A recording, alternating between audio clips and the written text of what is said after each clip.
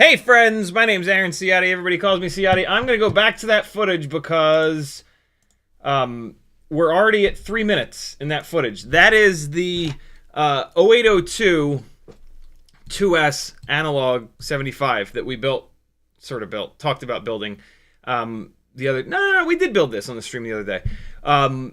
It's insane. It flies really... As you can probably already have seen for the last 3 minutes...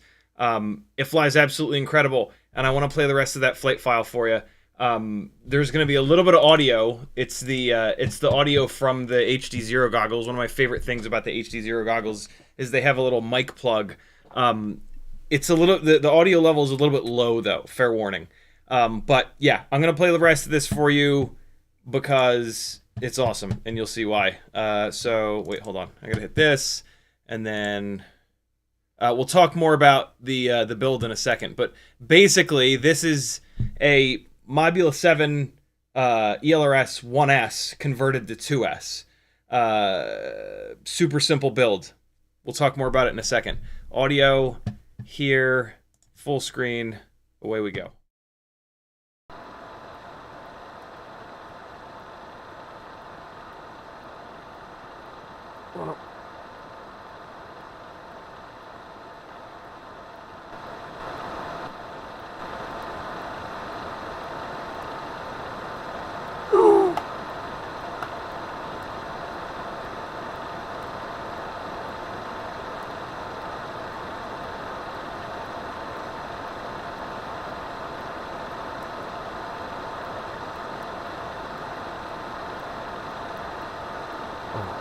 so good.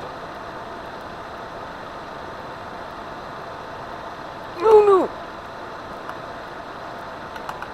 There's a walk being taken in this one. Almost for sure. Or not. This runtime.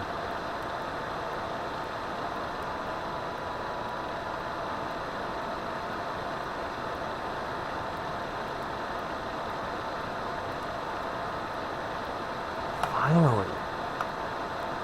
Wow, over 4 minutes of runtime and it's still at 3.5 at a hover. Got a little bit more.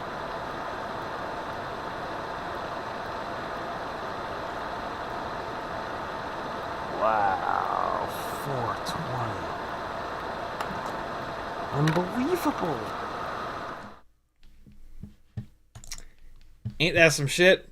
Like, I wasn't like hammering the whole battery, but I was ripping around pretty good, and it got 4 minutes and 23 seconds of runtime. I do not get that kind of runtime from the one on 1002s. I still get fine runtime. I still get over 3 minutes, but dude, over 4 minutes, almost 4.5 minutes. And it's a build that you can kind of do as a bind and fly almost, right? Like you can just get a bind and fly, do a frame swap, change the battery lead, and that's it, right? That's like what's the Mobula7 1S ELRS cost? $100? Mobula7 ELRS.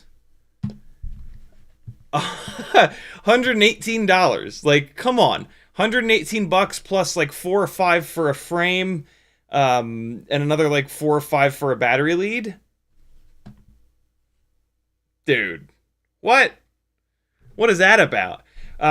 This exact build, exactly what you just saw, is Mobula7 V3 frame, old school Mobula 6 canopy with RunCam Nano. If you buy a Mobula7 1S right now, like this from GetFPV, if you do, please use my affiliate link. It's probably, I know it's pictured with the RunCam Nano 3, but I have a feeling it's not going to come with a RunCam Nano 3. Fair warning. It'll come with a camera that has a little bit better picture quality, but it won't be quite as light. So just fair warning there. It might come with a RunCam Nano 3. That'd be super awesome. Oh, it's back ordered. Well, your job is to find it somewhere. Chat, see if you can find it somewhere and let us know where it is. Oh, crap. Tell me it's not like Speedy FPV. Who's that? Looks like Speedy FPV has it, and it's only $116. You could also do this build with a 2G4. No, you can't. Sorry, no, you can't. 2G4s are not 2S compatible. This build has to use an X12. Looks like AliExpress has it. Yeah, okay. Looks like AliExpress has it. If any of you guys buy this and it comes with a RunCam Nano 3, let me know. Let me know, because that's interesting. Well, maybe somebody in chat will find it elsewhere, but yeah. Based on that Mobula7 1S, all that really means is that Mobula 6 canopy, RunCam Nano 3 camera, whatever camera, the new FXT camera that comes in the Mobula 6 2024, you can buy that at WeBleed, and it'll work in this canopy. You'll have to clearance the front of the canopy a little bit, but you just sit there with a file and do that. It's super simple. X12 AIO, all right, micro V antenna, not a necessity. And like I said, Mobula7 V3 frame. The specific motors that I'm running are Tiny-whoop 0802, Hex 0802 19,000s. The Mobula7 ELRS 1S comes with happymodel. Tiny-whoop's motors are made by happymodel. happymodel 0802 RS 0802 20,000 kV motors. So I have an 85% motor limit on this. Maybe you do an 84% motor limit. Do an 80% motor limit. It'll probably have plenty of power for you. The props that I had on it when I was flying that are the GemFan 1610 biblades. There is nothing wrong with these propellers. Tonight, we're going to dive into the HQ 1.6 inch bi-blades, ultralight bi-blades, that you can now get with 1.5 millimeter holes in them for the RS 0802 motors or these Hex 0802 19,000s that you can get from Tiny-Whoop. The RS motors should perform exactly the same as these. The Happy Model motors, you can swap bells between them. They really do seem to be exactly the same motor, just with slightly different bell designs. You know, Tiny-Whoop has them with some fancy logos and whatnot on the side, things like that. But they're Happy Model motors. The stators are universal. You should be able to get the exact same. It should fly absolutely identical to this, other than it's a tiny little bit higher KV, which you can motor limit out in the PIDs tab, or just leave it alone, run it at 85, and you'll have a little bit more power than me. Absolute magic. The identical build that I've got that's on T-Motor 1002 19,000s, it's great, don't get me wrong. It flies just as good. If you want a little bit more power, this is probably the way you'd go. If you want a little bit more lightness and a little bit more runtime, the 0802s are going to do that for you. Both of these things fly absolutely outrageous. It is so much fun flying these in the front and backyard. These things are quiet, they're safe. The guards push leaves out of the way. The guards also slow these things down a little bit, which oddly makes them feel even more sort of 5-inch like, right? Like when you fly a 5-inch rig, you fly it in a big spot.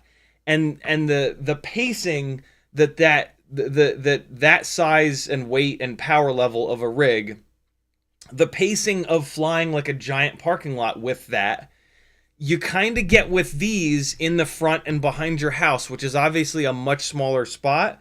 When you take the guards off and you just run like a toothpick, in my opinion, it's too fast for like out in front, out behind the house. It just, like, it covers too much ground, and you can't like interact with the little stuff. You can't like power loop the little tiny bush. You can, but it's a lot harder, right? With the guards, it's less aerodynamic, but then we've got enough power to kind of overcome that. So like when you flatten out, it really does slow down, and it lets you like actually, it makes the space feel a lot bigger than it is. So like in your front yard, like you saw me doing, you can actually weave in and out of like this bush to that bush to this flower pot to that flower pot. With the guards removed, it's just not only is it faster, but it doesn't corner as well. When you turn this thing to the side, you've got all this garbage to slow it down. And so what that means is that when you're coming towards a gap and you want to like link a couple gaps together, it's just more accurate. This flies like a scalpel in comparison. When you're flying it small like this, if you're building something to fly like down the street and then like between a set of trees that are 10 feet apart, and then back down the street, and then between another set of trees that's 15 feet apart, this is not necessarily the way to do that. Now you want like a toothpick, a 3-inch rig, no prop guards.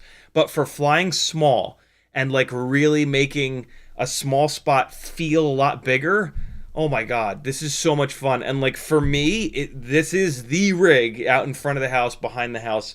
The prop guards also keep the branches and the blades of grass from pushing up against the propeller and forcing you to have to take the walk of shame over and over and over again when you crash this thing. You guys saw me in a 4-minute battery crash a bunch and not take the walk of shame a single, maybe I did once, but you know what I'm saying, right? Like flying a small build with no prop guards outside, for me, I'm constantly taking the walk of shame. Maybe you just don't crash. Maybe you don't crash because of that, because it's annoying to have to walk and get it over and over again. Maybe something like this will make you push a little bit harder, which is where you get better as a pilot, to be honest with you, pushing yourself a little bit beyond your limits, right, to see what's actually possible, because you're not having to constantly walk out in the cold or the hot or whatever. Maybe you're just lazy like me, to go get the damn thing. I'm just like, as blown away as I was once 65 millimeter rigs got onto 0702s that were like really high KV, as like excited as I was and as how amazing that was, that's where I'm at with this. Like, and it took a while, right? Like 65 millimeter rigs inside the house, with brushless motors, it took a while to get them to the point where like the power to weight ratio was really dialed in. And that's kind of what just happened, I think, with these bumping up to 2S. I wish I'd listened to the people that you know what's really funny is they've had 2S 75. Somebody reminded me of this. They've had 2S 75 millimeter rigs for a long time. But they were just kind of under the radar. I don't know. 1S, you know what it was? It was kind of a pain in the ass with XT30 and balance leads. And it legitimately is a lot heavier. And it's harder to mount the batteries. You know, now we've got these brilliant little Tiny-Whoop. Oh, God, that's the part of the build that I forgot. I'm so sorry. Tiny-Whoop 2S 300 mAh batteries with the BT 3.0 leads. The BT 3.0 really cleaned this up, and it saves about like 5 or 6 grams would be my guess. And the battery fits in here. It doesn't come shooting out of there. It's the right size. You don't have, you know, giant XT30 leads looping all over the place. And so, yeah. Unbelievable flight performance from these little things if you want to fly in smaller spaces with something that just has the grunt. On tonight's live stream, we're going to be really diving into the HQ Ultralight 1.6 biblade now that it has the 1.5 millimeter hole. I kind of fell in love with this propeller, with the 1 millimeter hole version of this propeller when it came out a few months ago, maybe like 6 months ago. But the problem was with a 1 mil, it was only available in 1 millimeter prop hole, and on these 75 millimeter rigs, they're heavy enough, regardless if they're 1S or 2S, they're heavy enough that they're so abusive on 1 millimeter motor shaft motors that, like, the way that I fly, crashing a lot, the motors become totally unreliable. Unlike every bunch of crashes, you're bending up a motor shaft, and it's just super annoying. Very recently, and I actually missed it, you guys told me about these. They started making these props with the 1.5 millimeter hole in them, which is super, super, super exciting. The only thing I'm worried about is that these will be like the 40, so these are 40 millimeters, right? Regular old 1.6 inch prop for the 75 millimeter frames. 75 millimeters is motor to motor, not the prop diameter. 75 millimeters equates to like 2.5 inches, right? These are 1.2 inch props. But they're for 75 millimeter tiny whoops. Super confusing. But there's a 45 millimeter version of this prop for the Meteor 75 Pro, and they came out a few months ago, and they completely wake up the 75 Pro. The bind and fly, the Betaflight Meteor 75 Pro bind and fly with the 45 millimeter ultralight HQ props is unbelievably good, but the propellers are a little bit fragile. And they break at the hub. And what I notice about these, so now we've got that's not a problem. I haven't seen that as much of a problem with the 1 millimeter shaft 40 millimeter biblades, ultralight biblades. But again, the motors with the 1 millimeter shaft, it ends up breaking them. What I'm worried about is it doesn't look like they've made the hub any bigger between the 1 millimeter shaft version and the 1.5 millimeter shaft version. And this hub looks like it's the same size as the hub that's on the 45 millimeter version of this prop. And so I'm worried that this hub on these new props is going to be a little too fragile. But the 75 Pro uses a much bigger frame, a much heavier frame. Not much heavier, 5 millimeters. 5 millimeters bigger prop. So maybe the reduction in weight for these smaller ones and the reduction in weight of the builds will mean that these are not fragile. The GemFan 1610s are great, and they're pretty much indestructible. So if you want the indestructible prop, it's these. If you want the better performing prop, if you want the race car in the red, it's these. And you're going to sacrifice a little bit of durability for flight performance. How much durability are we going to sacrifice? I'm going to start flying these. I just got them. They just showed up from Tiny Whoop. And so tonight, I'm going to put these... I've got the rig that Cloudhopper very generously built and sent me. I've got another 1S 75mm rig on 33... So this is on 36,000 kV 802s. This is on 33,000 kV 802s. These are both 1S rigs. So these are going to be the lightest. Well, not the actual lightest. These are the second lightest. The actual lightest rig that we're going to put them on... Well, we're going to put the 1mm versions on them. Of them on this Betaflight sent me this Air 75. Thank you, Betaflight, very cool of you. And so we're gonna put the 1mm version on this. I've been flying this as they sent it, which is on the GemFan 1610 biblades. Nothing wrong with these, but tonight we're gonna put this onto. I've been waiting to put this onto the Ultralight, so we'll do that. And I'm going to fly these before and after so that we can take a look at like what RPM they turn. And I'll tell you, you know, like this rig really benefits from this prop. This rig doesn't. We've got a bunch of different builds here with different all up weights with different KV motors. They're pretty much all on 802s other than the 1002 2S rig. But they're all different KVs. We got some 1S, we got some 2S. And yeah, I'm going to before and after all of these. So we got a lot of flying to do tonight. So do me a favor. If you've got like a burning question, by all means, ask it and we'll talk through it. But if you can, and you're thinking about tagging me in the chat, maybe don't tonight so that we can get through flying as many of these as possible. If that's what you want to see. If you don't care about that and you just want to get your question answered, I can't control you. But yeah, we got a lot of flying to do tonight because I want to do before and after, right? Before and after. And then this is the 1002 rig. Maybe this is the one that we don't get to. That's okay. But yeah, I really want to go through these four and rip them a bunch. I got the batteries charged. I got everything ready to go. Yeah. There's a situation brewing in this house that might require this. I don't know. I doubt that it'll require this live stream. I doubt that it will affect this live stream in any way tonight. But I bought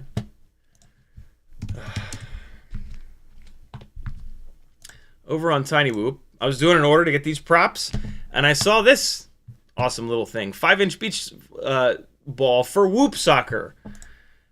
Right? Little tiny beach ball. And I was like, oh, that's super cool. For $3, done.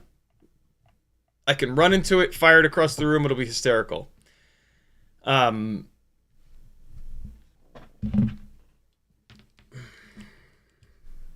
This is what's left of said beach volleyball. The worrying part is that the little nipple that you blow this thing up with, right, that goes up here. Sorry, I wasn't pointing the camera right. The nipple part, right, that you blow up, that goes up here, we can't find it. And so I think that little shit ate it. I did, you know what I did find though? I did find the little part, the little plug part, you know, like that little thing comes up and then it's got the little part like this, and then it's got the plug that goes into that. I found that little plug, that little clear plug. But I can't find the rest of it. And what really worries me is if you think about that piece, right? It's got like the thing. If you think about that piece, it's like a plug. You know what I mean? If you were gonna like plug the dog's intestines up with it, that would be about the right size to do it, you know? So like, I'm super freaked out. But maybe it's just something, maybe we just haven't found it. We looked for it for like 10 minutes. We looked everywhere for it. So yeah, I don't know. I Googled it a bunch, and the consensus is like they'll probably be fine. What I was my initial thought was like, shit, should we like induce vomiting so that he throws it up rather than him trying to push it through his intestines, right? Although, like with dogs and cats, right, they're just a straight shot. They're not like us with intestines that do this. They're just a tube, you know? It just goes in their mouth and then it just fires right out their butthole. So, should be fine. But I wanted to ram into it and see it fly across the room. Although, you know what I'm realizing is that first-person view, ramming into it, you don't get to see it fly across the room. You smash into it, the tiny whoop goes flying, and like it would be fun line of sight. It wouldn't necessarily be fun. So, yeah, but whatever. That's fine.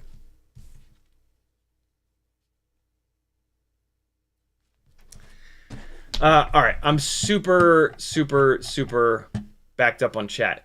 Render was first, Doubles FPV was next, Cole Powers, Neuron FPV, Danzilla the Terrible, David 4F, Curtis H, Tony and Northern Tier, Stefan 4 Elements, Danzilla the Terrible, Frank Nicholas, Free Lojo, Morton Upshot, Curtis Hayes, Cheatonian, Douglas 6, Dave S, Demo FPV. If you want me to read your name and we have a busy live stream, you got to come in early and say something. Look, it's an Apple Watch. My dad gave it to me. It's his old Apple Watch. I've finally entered into the 20th century. Oh, no.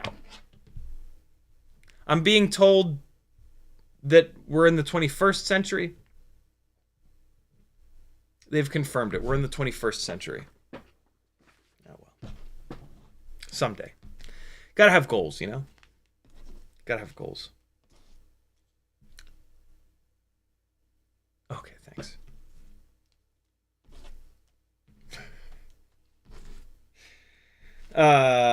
So yeah.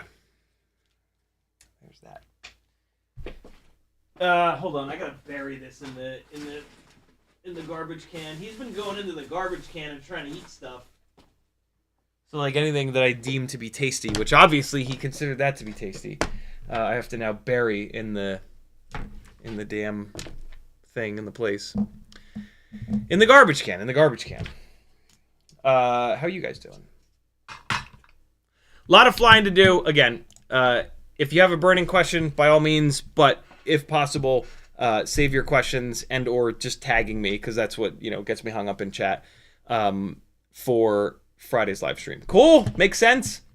Denzel the Terrible says, CiottiFPV needs a new catchphrase. How about, oh, nope, I'm not going to say it. Cheatonian says, yes, they are. I wonder what I was talking about at 9:57. I wasn't talking about anything. I hadn't started the live stream yet. Cheatonian says, those batteries will bounce back like 0.2 volts if you just hover for 15 seconds. Yeah. I mean, that's tiny whoop batteries, right? Like these tiny little 300 mAh cells. This is why forever I've been saying that if possible, you always want to use a battery that's a minimum of 450 milliamps. Batteries smaller than 450 milliamps, regardless if they're 1S, 2S, 6S, they sag like crazy. The 450 milliamp pouch that they use to make these batteries is like where it's like the smallest size to get like sag-free performance, I guess you could say. Going below that number for these ultralight batteries, yeah, you end up with a pack that has significantly more sag. That's why we don't get very much of a lifespan out of these little batteries, right? Like we charge and discharge these 300 mAh batteries, what, 30, 40 times before you start to really be able to notice the performance change. I've got 4S 850 batteries that I've cycled 100 times and they're completely fine. You know, they perform just like a fresh one. And so with these, you know, smaller than 450 mAh cells, we're pushing them really, really, really hard. And the way that you can see that is that wild difference in their voltage when you're nose down charging around versus when you flatten out and hover. And so one of the ways that you make a battery last longer is you don't over discharge it. They don't like to be run down to like 3.1 volts, 3 volts.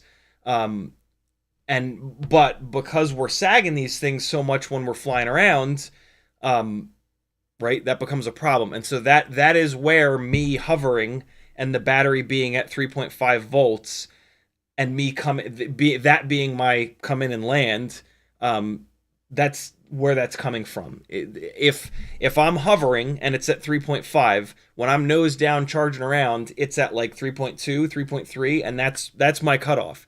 Yeah, you can run these batteries all the way down to 2.8 and get an extra 15, 20 seconds of runtime, but that's really hard on those batteries. And then they don't bounce. The other thing that's nice about 3.5 at a hover, land, unplug it, is that battery will bounce back up to like 3.8, right? It's like a 0.3 or so volt sag that you'll notice, right? So when you're hovering at 3.5, 3.4, 3.3, 3.2, there's that 0.3 drop.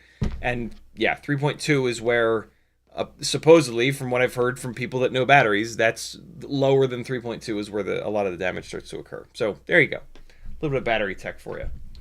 I've got a bunch of 450s ready to go. Fresh off the charger. And these are good, fresh 450s.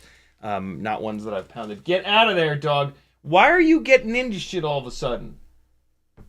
Are you unhappy? Are you trying to end it all? What are you up to? Why are you like this? Why are you so good? What are you going to eat from in there? What's the plan here, Teddy? Cost us a bunch of money in surgery from eating something that's like a literal intestine plug? Look at me when I'm talking to you, please. Thank you.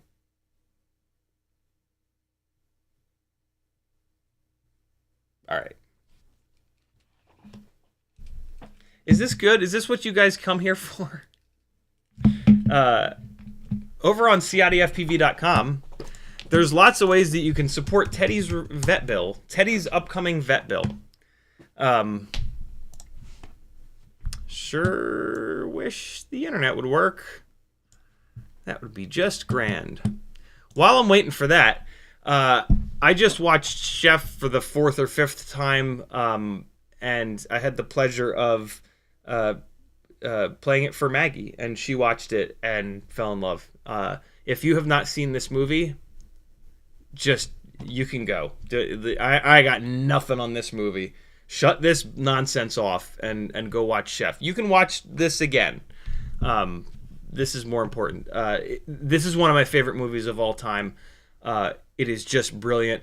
So, Jon Favreau fell in love with Roy Choi's real life story, which and this is based on that, kind of loosely based, but I'm not going to ruin it for you. It's a great story. All I'm going to tell you is Roy Choi is kind of responsible for the gourmet food truck scene existing.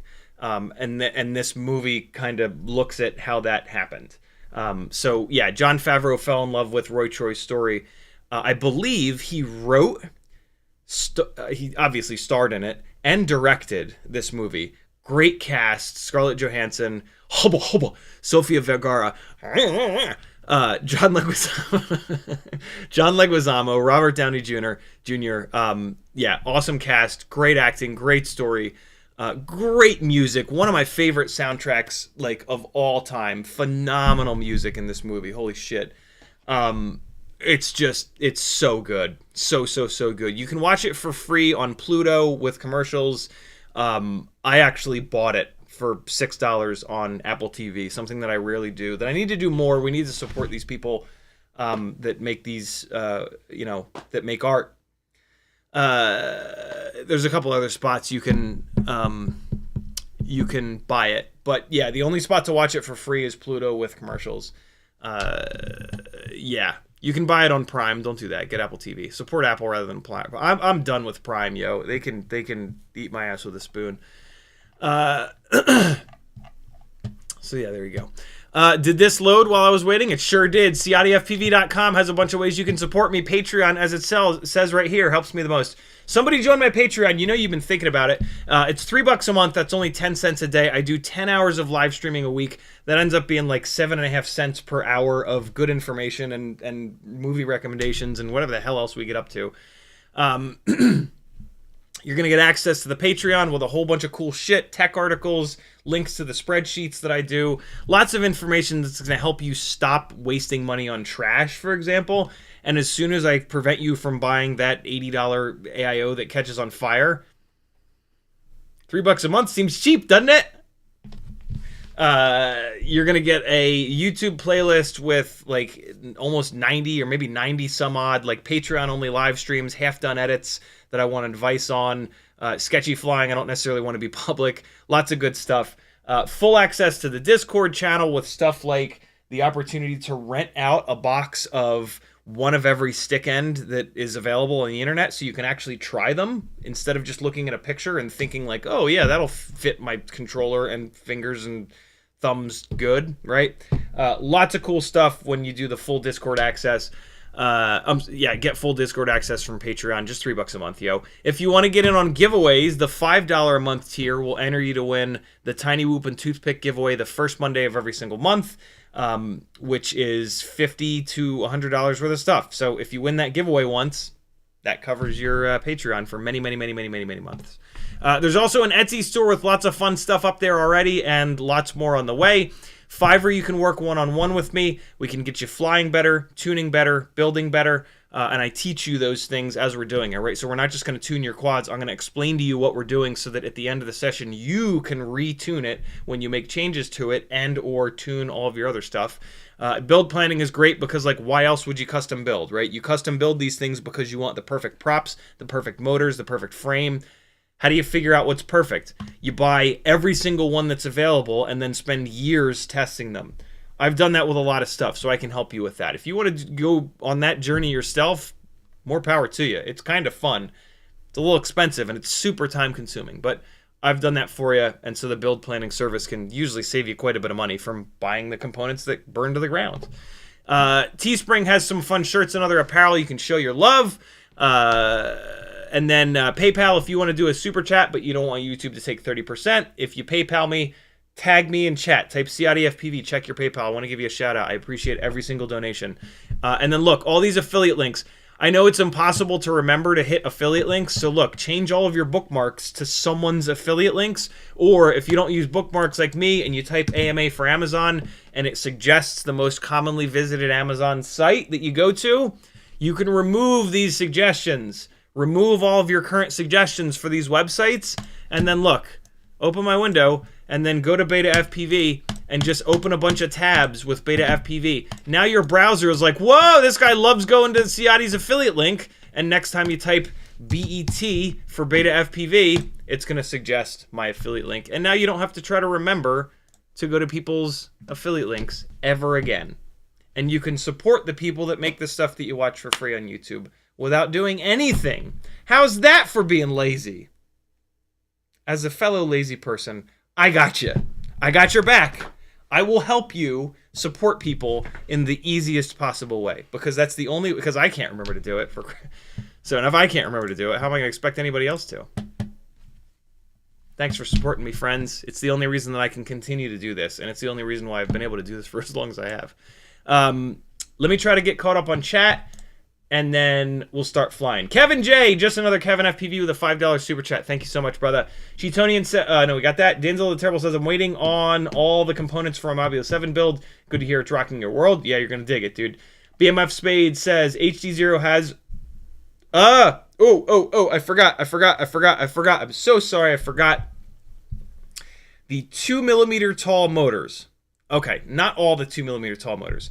The happymodel 0802s, possibly the Betaflight 802s, maybe not, but maybe.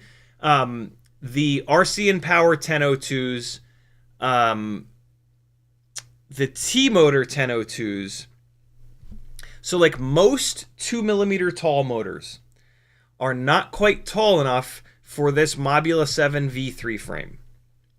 And so you will have to run motor risers, unfortunately. I have them on my Etsy store. No, I don't. I will have them on my Etsy store as soon as I can. If you absolutely need them right now, just message me and it's fine. We'll take care of it. All my contact info is on CiottiFPV.com. I have the motor spacers. Unfortunately, I ordered the right screws, but the eBay company that I ordered them from sent me the wrong ones. So I don't have the right screws. The screws that you need are M1.4 by 4. I'm going to type it into the chat. M1.4 by 4. That's what you need. You can get them from eBay. Maybe they won't send you the wrong ones. They sent me the M1.6 by 4. I do have them on the way. They are coming. The proper, well, I just ordered another set of M1.4 by 4s from a different person on eBay. Hopefully they're the right ones. Hopefully they send the right ones this time. That's what you need, because this frame, the ducts are deeper, and you'll be fine until you use turtle mode. When you use turtle mode without these motorizers, the tips of the propeller, you know what? That might not be a problem with these. Tonight, we're investigating if the HQ Ultralights have the same problem as the GemFan 1610s. I can tell you that the GemFan 1610s have the problem. When you go to turtle mode, it gets hung up on the support of the duct. You could get in there with a file, and there's all kinds of shit that you could do to make that problem go away. But I like to try to have these things be like basically bolt-on, like with cars, right? Like bolt-ons, intake, exhaust, stuff that you can easily do without tearing the whole engine down, right? Cams are not bolt-ons unless it's an LS motor. Then they almost are. They kind of still aren't though. But yeah, I try to have my builds be bolt-on builds so that it's not a total pain in the ass if you lose it or when you start crashing it and breaking it, right? I want them to be very easy to repair. That way you spend your time flying rather than customizing and you know, also like when they're bolt-ons, you fly them hard because it's whatever. You can just unplug the motor, unscrew it, and swap it out when you smash it into the 4th story, whatever. So yeah, I forgot about the motorizers. I do apologize for that. The Betaflight 1102 is taller, and it's a great motor, and they make it in 18,000 kV, and you will not need the motorizers, which is pretty cool. Maybe with these HQ Ultralights, we won't need the motorizers. We'll see. There you go. BMF Spade says HDZero has a Mobula7 1S with the AIO 5 and happymodel RS0802 25,000 kV motors. So as long as that AIO 5 will take 2S, which I don't know whether... let's look it up. HDZero AIO 5. We might as well just look it up, and then I can tell you confidently whether or not you can do a 2S build with that. I'll bet that it will not take 2S. I'll bet that it's 1S only. We might have looked it up the other night. 1S battery. Okay, so never mind. You cannot convert that build into a 2S rig. The only 2S AIOs that I know of right now that have ELRS and a VTX built in, which makes this the simplest, easiest, most amazing build, are the happymodel X12, which is the one that I recommend, and the HDLRC Spectre. Those two AIOs are what I have on each one of these 2S builds. I don't even know which one is which. It doesn't matter because they both just work. The Spectre AIO, the HDLRC Spectre AIO is more of a pain in the ass. They change the plug positions and the plugs hit the frame, which is super annoying. It's an easy fix. You take a file, you figure out where it's hitting, you file away the plastic. It's not the end of the world. But also the HDLRC Spectre ceramic antenna is in a position that will absolutely break off when you start crashing it. Not the end of the world. When it breaks off, you just get a little piece of tuned length wire and you solder it to one of the 4 pads. I've shown you how to do that on these live streams. But the X12 doesn't have any of that bullshit. You slap it in, you solder on the BT 3.0 connector, and you start flying. And I trust happymodel way more than HDLRC. I've had a really rough time with HDLRC products over the last 8 years. This is the first one of their products that I can legitimately say that it has worked for me. I haven't tested a lot of their products because after the first like half a dozen blew up on me, I was like, nope, no more. So yeah, if you can do the build with an X12, that's what I recommend. Islander FPV says, have you flown a lightweight 75mm 1S on a 300 mAh battery? I have. The battery life is awful, which is what turns me off. The 450s give me just barely enough runtime where I'm like kind of happy with it. 2 minutes or less of runtime is just not enough. It's also really hard on the battery. If you're discharging a battery from a high volt battery from 4.35 down to 3.5, where it's sagging down to like 3.2 in less than 2 minutes, you are getting that battery very hot, and that puts a lot of damage into that battery, and I don't like that. I try to not have the batteries, you know, be like performing like ass after 20 cycles. That's annoying. I want you guys to get more lifespan out of them, because that's, yeah, it's just kind of silly to do that. Going from a 450 to 300 saves about 4 grams all up. That's what I like about the 300 mAh batteries, but yeah, I just can't get enough runtime out of them. And closes the performance gap with 2S a lot. Makes it a fair comparison too. It does not. There is no comparison to the power level that we get from, and the efficiency that we get from these 2S rigs, right? We are doubling the voltage. That is a huge deal. The giant increase in performance with 5-inch rigs when we went from 4S to 6S, that is only going up 50% with the voltage, right? 4 to 6. This is doubling the voltage. And so the amps come way under control.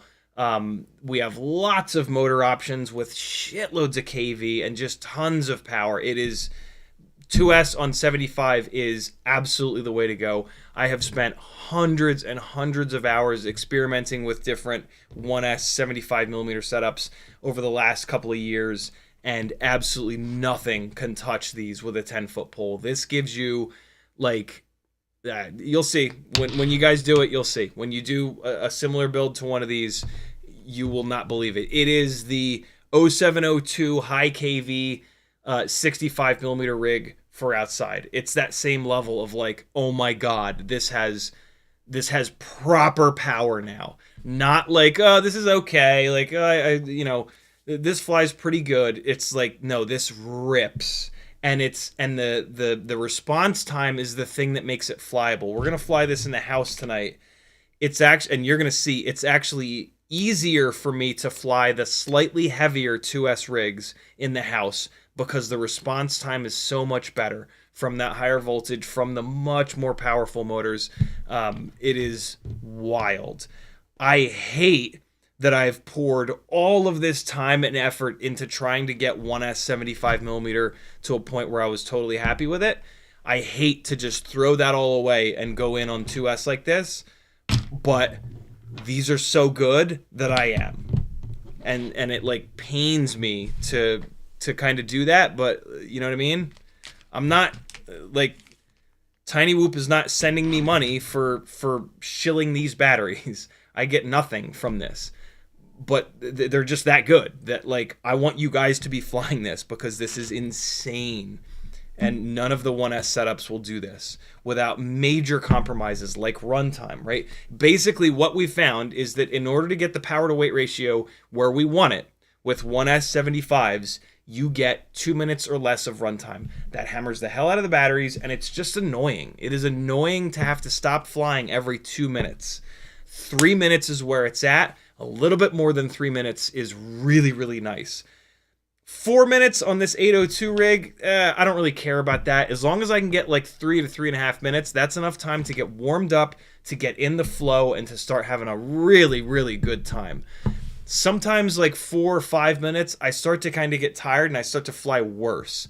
From like a minute to a minute and a half to like 3 to 3.5 minutes, that's when like all the magic is kind of happening for me. I'm warmed up, I'm in it, I stop thinking about the rig, and I'm just flying around. And that is the magic of FPV for me, and I think a lot of you guys.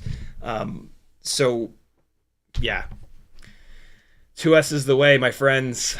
Striker says, what do you think of a theoretical 75 Pro setup for 2 minutes, I think? No, 75 Pros do not get you any extra runtime because the frame is way heavier. And you've got to put a heavier, more powerful motor on it. The prop is heavier, right? The prop is more draggy. And then you're just running these 450 mAh batteries. The 75 Pro, you get the runtime by going up to a 550 mAh battery, but they're way heavier, and then you lose the flight performance. So like a 75 Pro, as I've going up to, well, oh, I'm sorry, you said going up to 2S. Wait, no. Yeah, no, you're still talking about 1S. A 75 Pro on 2S, it's just kind of extra heavy for no reason. These 75s are perfect. You don't need more runtime, right? We're getting plenty of runtime. You don't need more weight. You don't need more power. These have plenty of power. We're motor limiting these to like 80%, 85%. If you want more power, crank it up to 100%. You'll have more than enough power.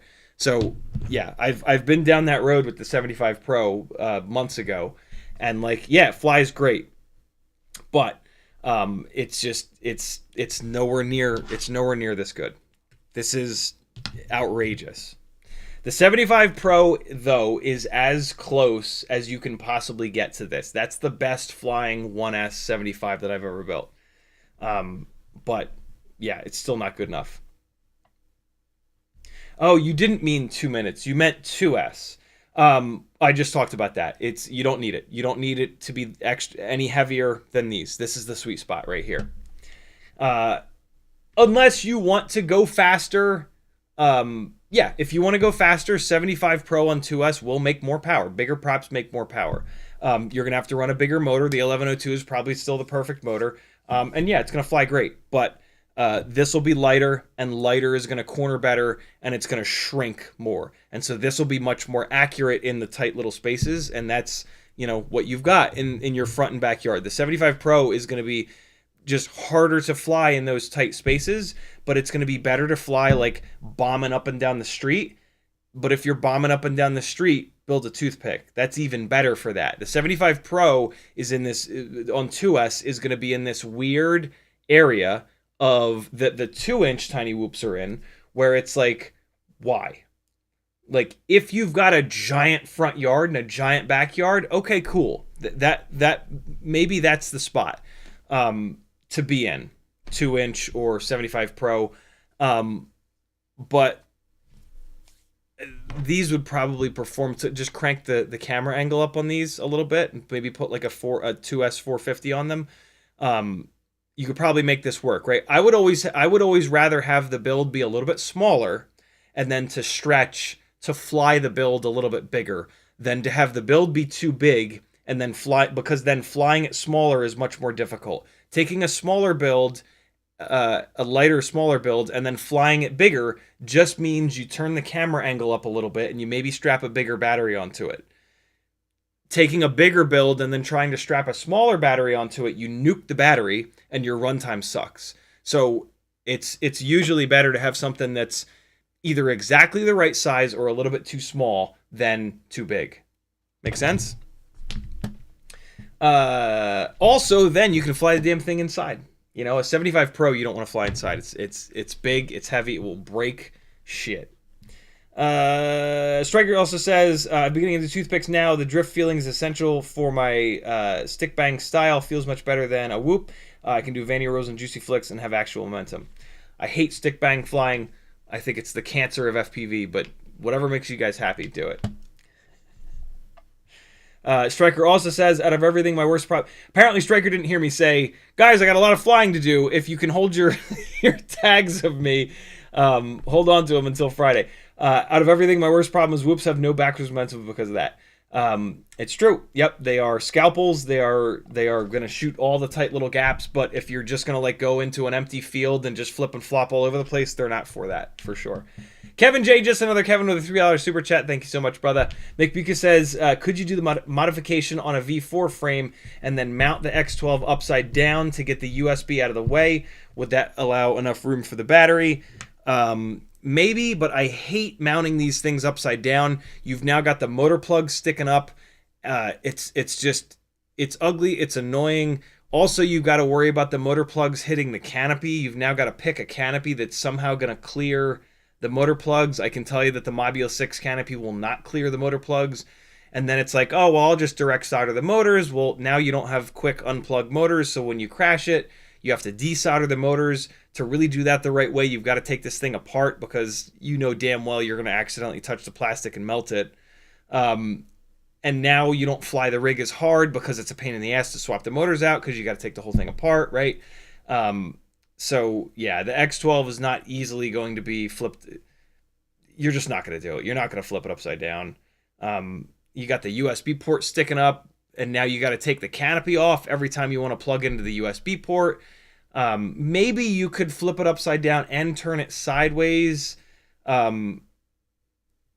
You can't do that without flipping it upside down, because the motor plugs will be in the way of the battery. If you turned it 90 degrees and flipped it upside down, the motor plugs would still hit the canopy. So you'd still have to go on some weird canopy hunt.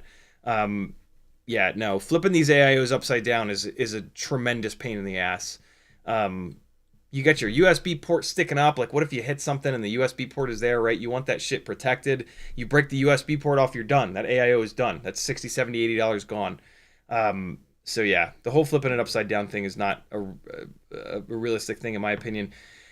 You could probably find rubber grommets that are... So the reason Mick is asking this is that the Mobula7 1S comes in the Mobula7 V4 frame, which doesn't have the ducts as deep, and so the motors sit up higher, and so you don't need the motor riser, and you can run regular hardware.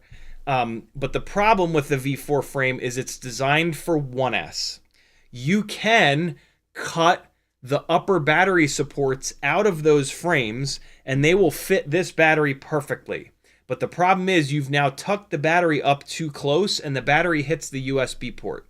So if you get really tall rubber grommets, you can lift the AIO up far enough where the battery won't hit the USB port anymore. But now you have a durability problem, because you've lifted the AIO up so high that the posts, you know, the 4 posts on the frame that the AIO slides down onto, they become a lot weaker when you do that. And so now you have a rig that's not nearly as durable, and when those posts break, you have to take the whole goddamn thing apart to swap it into a new frame, and that's just super annoying. And now you've again got a rig that's, you don't fly hard because it's super annoying because you just broke those posts again. Can you tell that I've been through all of this? Yeah.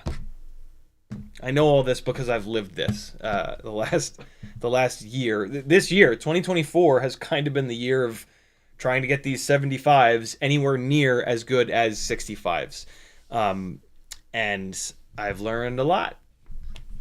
I've made a lot of mistakes. I've learned a lot. And I love being able to tell you guys all of this so that you don't have to pull your fucking hair out doing all of this yourself. You can just build the awesome rig and have a good time flying. That process is very time consuming, and it can be very expensive. So you guys supporting me by doing things like joining my Patreon and maybe going up a tier in the Patreon is how I can continue to do that. Thank you for all that you beautiful bastards do. Curtis Hayes says, I saw someone on YouTube had moved the HDZero AIO5 to a Meteor Pro frame and not sure what motors, but he says it flies really great. Any chance we can get you to cook up a AIO5 recipe? It's already done for you.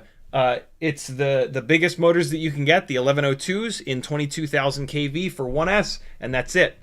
That's a super simple build.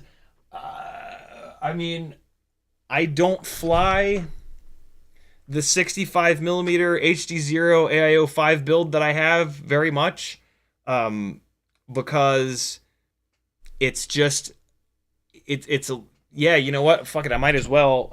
Hold on. Is the same thing going to happen if I do that?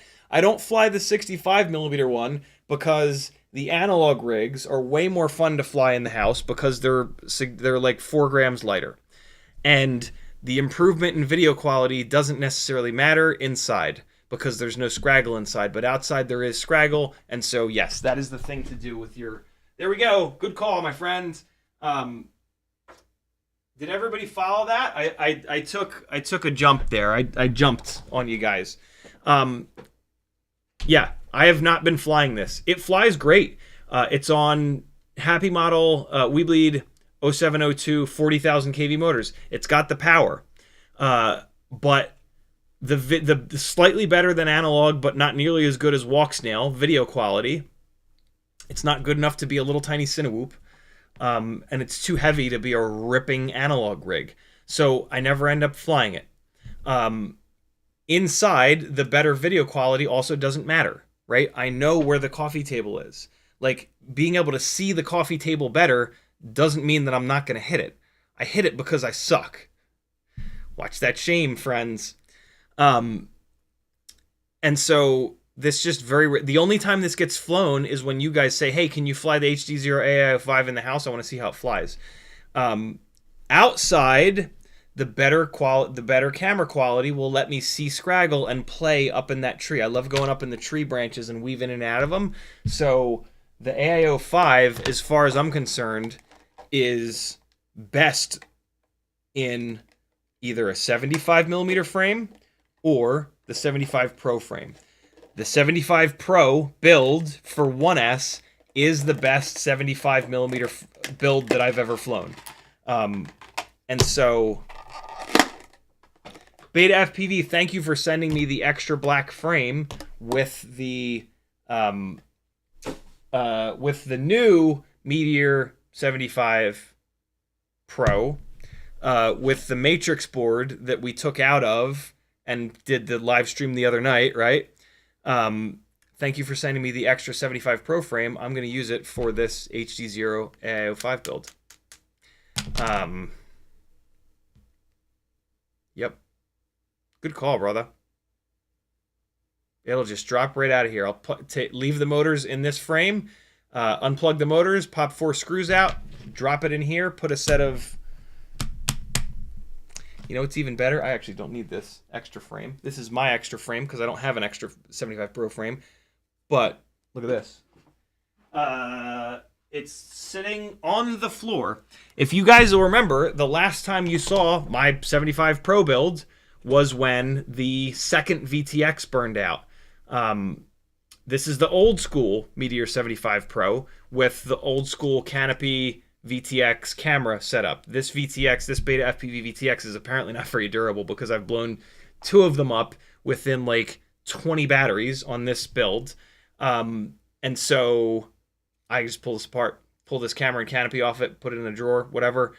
This is a perfectly good cross-style Betaflight AIO, which I use on the 65mm Walksnail builds. It's the perfect AIO for those. So this will be a spare Betaflight AIO. And then I'll take this frame, which already has the black and red 1102 22,000 kV motors and the HQ Ultralight 45mm props on it.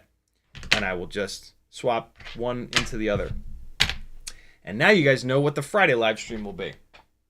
If I can remember, for Christ's sake, if I don't remember that, somebody remind me. I'm putting it in the on deck circle, which is where I put, good ideas that I have that I want to try to remember.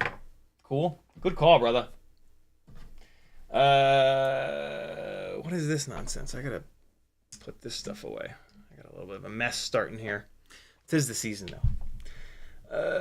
Mark GFPV says, just thinking for people who don't want to get into BT 3.0 for 75mm, if they're just using analog, they can use XT30 and a 380 mAh battery, right? Technically, yes, but that setup right there is probably going to be like damn near 5 grams heavier, and it does matter. It absolutely does matter.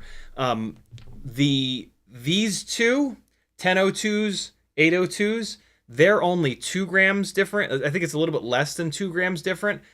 This 802 lighter weight rig, in between those bushes, oh, dude, it's this on the 1002s. It's totally fine, but like in those bushes, you guys saw it at the beginning of the live stream. It's a scalpel. It is a scalpel.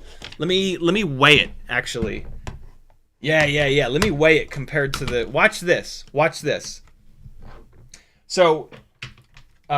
75 Pro, ever so slightly heavier than stock because of the True RC Singularity antenna, but the whip antenna that it comes with is too long and it gets mangled by the props. So if you're gonna have an old school 75 Pro, this is the antenna you want. It's the ultra short Singularity.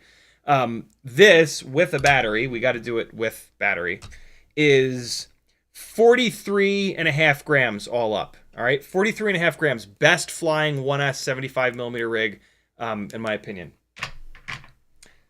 What did I say the weight was? Fucking A.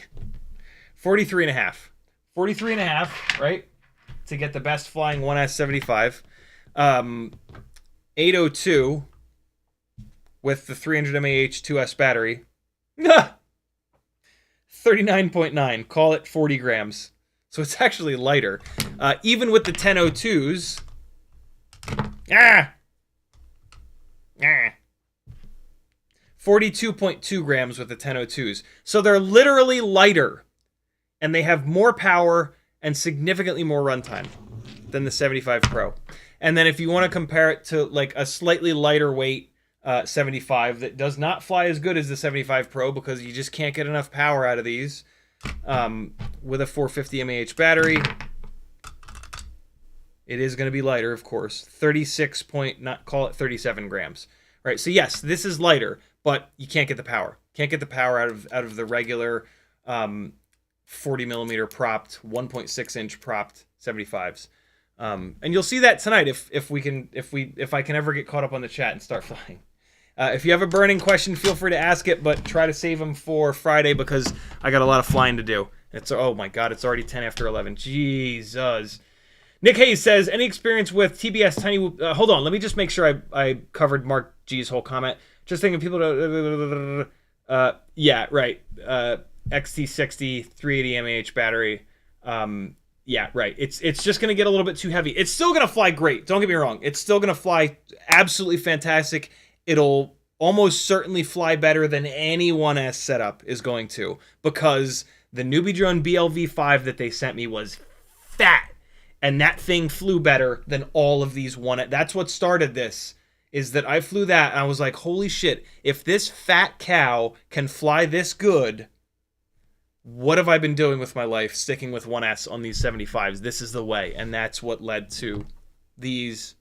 So there you go. It'll be better than 1S, but this is magic. This formula with the BT 3.0, with this battery, it is nuts. It's so good. You can fly it in the house. Like, that's outrageous. Nick Hayes says, any experience with Tbs Tiny-whoop-nano?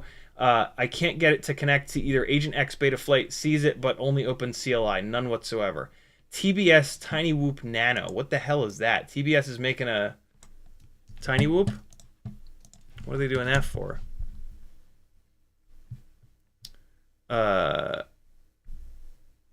TBS Tiny-whoop-nano. What the hell is that? Oh, wait, what?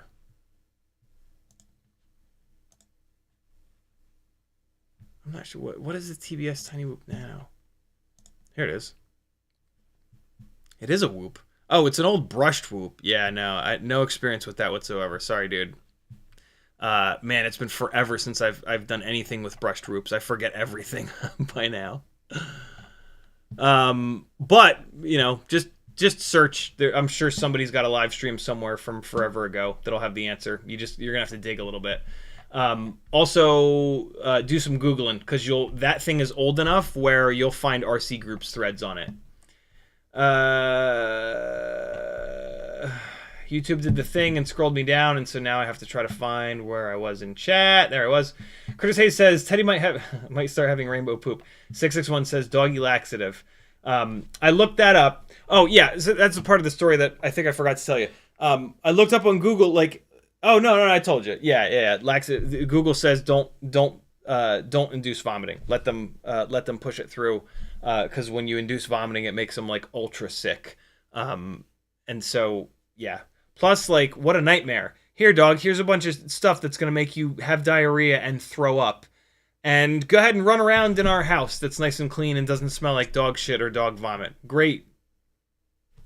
You know, like the next 24 hours would be an absolute nightmare.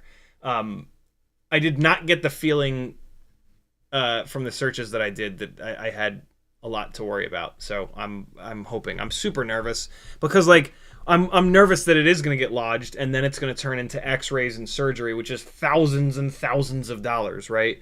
I would rather deal with him shitting all over the house than that. But I don't know. It didn't seem like the laxative thing was a great idea to induce vomiting. Striker says, last question, because BT 3.0 is equivalent to XT30 in terms of power delivery and sag and such. Yep, absolutely. Viable for 3-inch toothpicks? Probably. Don't quote me on that, because I've not seen anybody do that, but probably. CMY, the pins are a little tiny bit smaller than XT30, so it's the right answer for me to give is it's going to depend on how much power you want out of that 3-inch toothpick. CMYK is in the house. Yo, I'm wearing the CMYK shirt that he sent me a while ago. BMF Spade says, looking for that beach ball. It's on tinywhoop.com. ThrashFPV says, I just got my 2S Mobula7 frame. Going to start it on XT30. When I get paid, convert to B2 3.0. Great idea. Also, sorry for not putting my Etsy order in. You're good. Had some stuff pop up. It's all good, brother. Frank Nicholas says, Chef is also on the Paramount Plus service. That's right. You're right. Yep. When I logged into Apple to buy it, they were like, try Paramount for $18 a month. And I was like, no. Boy, have we gone backwards. We went from expensive cable TV that had everything to just paying a much smaller fee to Netflix, which had everything, to Netflix and Hulu, to Netflix, Hulu Prime, to, oh my God, there are enough services that that if you want to be able to watch everything all the time, you have to pay more than what you used to pay for network television. But get control over your life and realize that you can just have Netflix for a month and watch all the stuff on Netflix, and then you can pause that and turn on Hulu for a month and watch everything on Hulu, or 2 months, or 4 months, or 6 months, and then you can pause that, and you can do Paramount for a month, right? It is a better situation now than being forced to, have like 2 network TV plans, one with like basic cable, one with HBO and Showtime and all the stuff with, what you would be getting on like Netflix and yada, yada, yada. Mario Bean says, I wish they had 4.5mm screws. Me too. I've had some strip the motor hole. I have not had that happen. I've been worried about it. Strip out the motor hole since it barely reaches, so I have to shave away part of the frame so it reaches better. That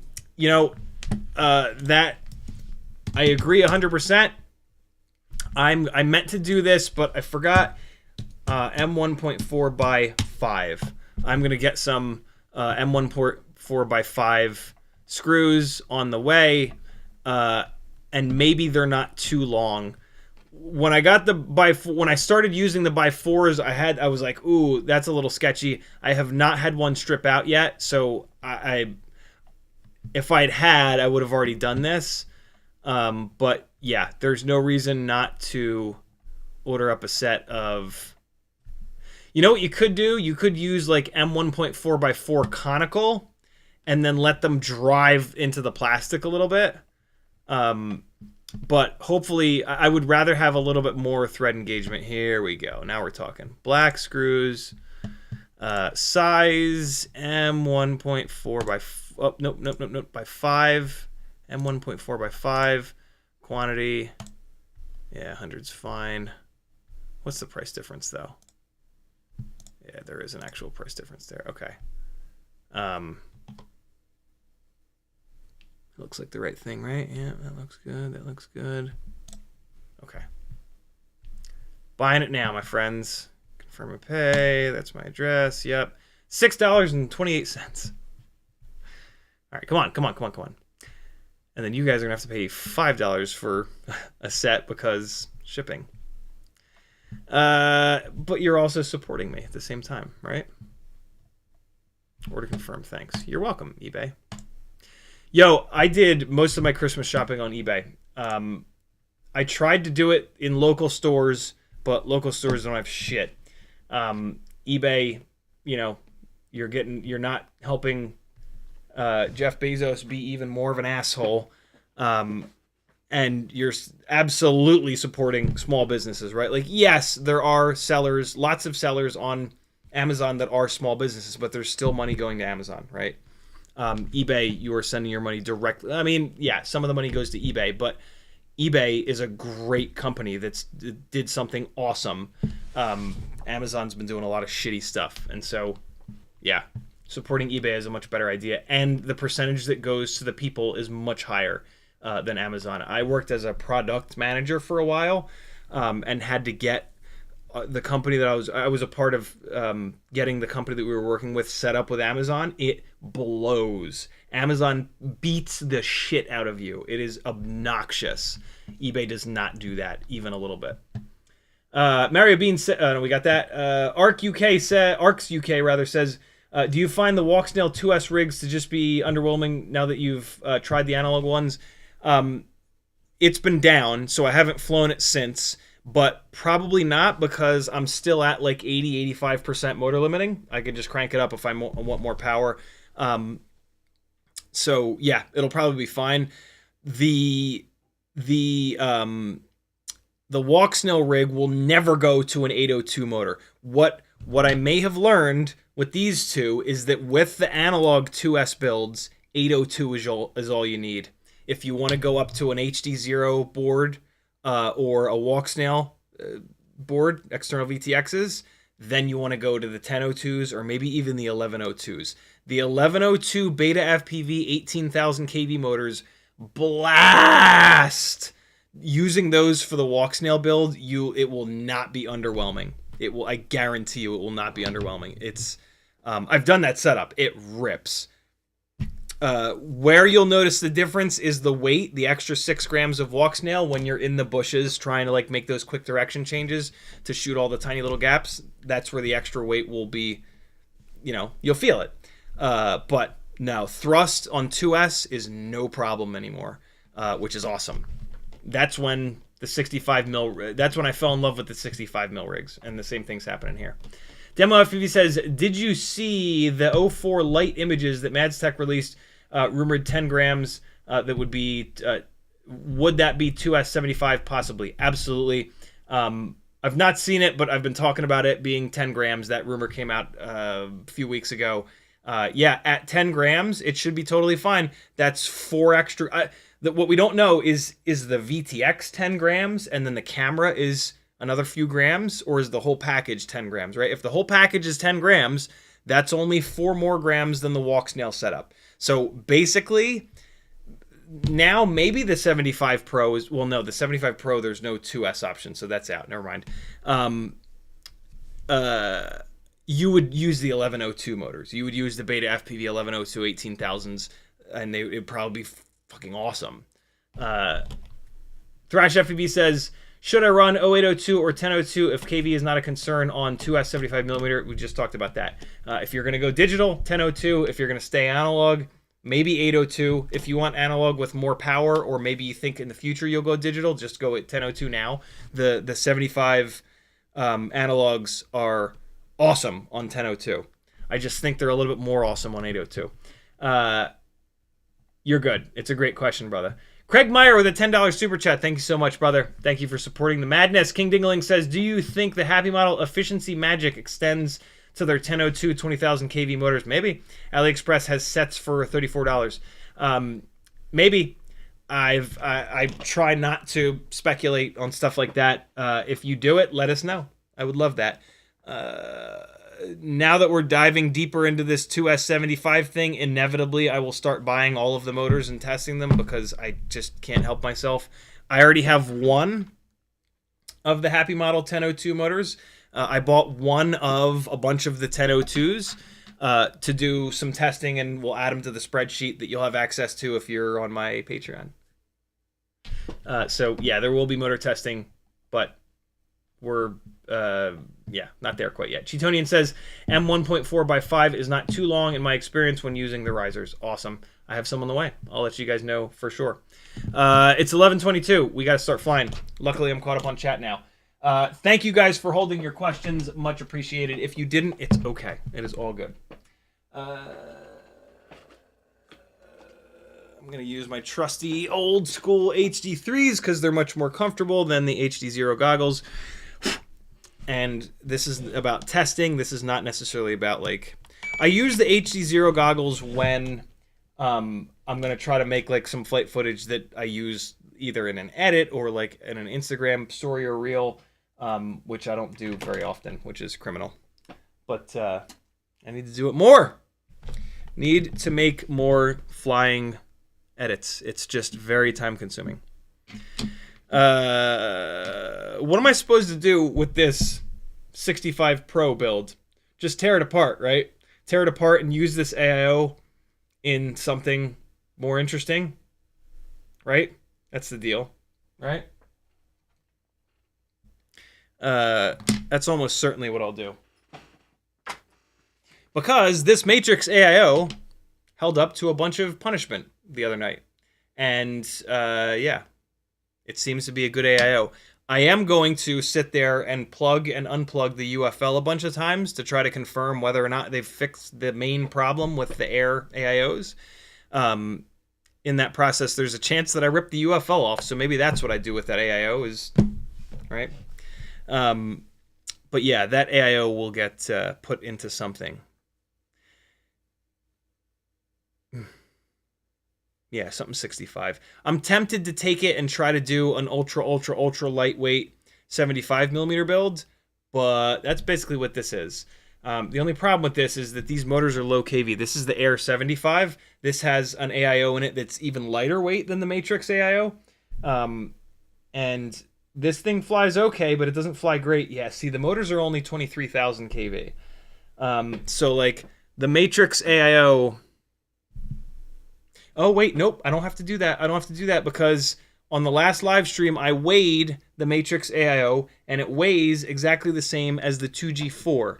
And I've done high KV 802 2G4 builds, and they're just not there. That's actually what this is. Literally what I'm holding right now. And so you'll get to see me fly this tonight. This is on 33,000 kV 802s. So yeah, no need to do that with that Matrix board. That is a 65mm whoop board. 1S for 65mm, 2S for 75mm. We're going to fly this first, actually. This is the first rig that we're going to test these props on, and we're going to test the 1mm versions of these props because that's what's on this. This is the Betaflight Air 75 Pro. Within a few batteries, the frame broke. I did CMYK's trick and just used a little bit of shrink wrap. I think he saw it somewhere else, but I saw it from him, so I'm going to call it the CMYK trick. You just take a little piece of shrink wrap, put it over there. If you want to be an overachiever, take a little bit of E6000. Before you put the shrink wrap on, put some E6000 to glue these together. Well, you'd have to put the shrink wrap on and then put the E6000 and then roll the shrink wrap over that whole joint. Just the shrink wrap is actually pretty damn strong. I continued flying this and it was A-okay. So this is what we're going to fly first. And again, since we've been rambling through the woods on this live stream, as we always do, what we are testing tonight is the new HQ Ultralight bi-blades. Now that we have a 1.5mm motor shaft version of them, you can put these on proper, durable 75mm rigs. The old school version of this prop was only this prop was previously only available with a 1mm motor shaft, and these 75mm rigs with 1mm motor shafts are not durable at all. That's the 1mm motor shaft is way too thin for something that has this much power and weight. And so this is dead stock. Out of the box, it comes with the GemFan 1610s, so we're going to fly those first, and then we're going to swap it over, and you'll get to see how it flies on the HQ Ultralights. I can feel a big difference when I do this. When I switch... because I've flown these HQ Ultralight 1.6 bi-blades a bunch on these 1mm motor shafts in 2024. I can absolutely feel the difference when I go from the GemFan 1610 to this prop. These are way lighter, and so the response time gets better, and the rig just flies better. Lighter props, as long as they're not super fragile or super low pitch, fly better all the time. We've seen this in 5-inch rigs. The weight of 5-inch propellers 4 years ago versus today is night and day. They're like half as light. They're half the weight nowadays.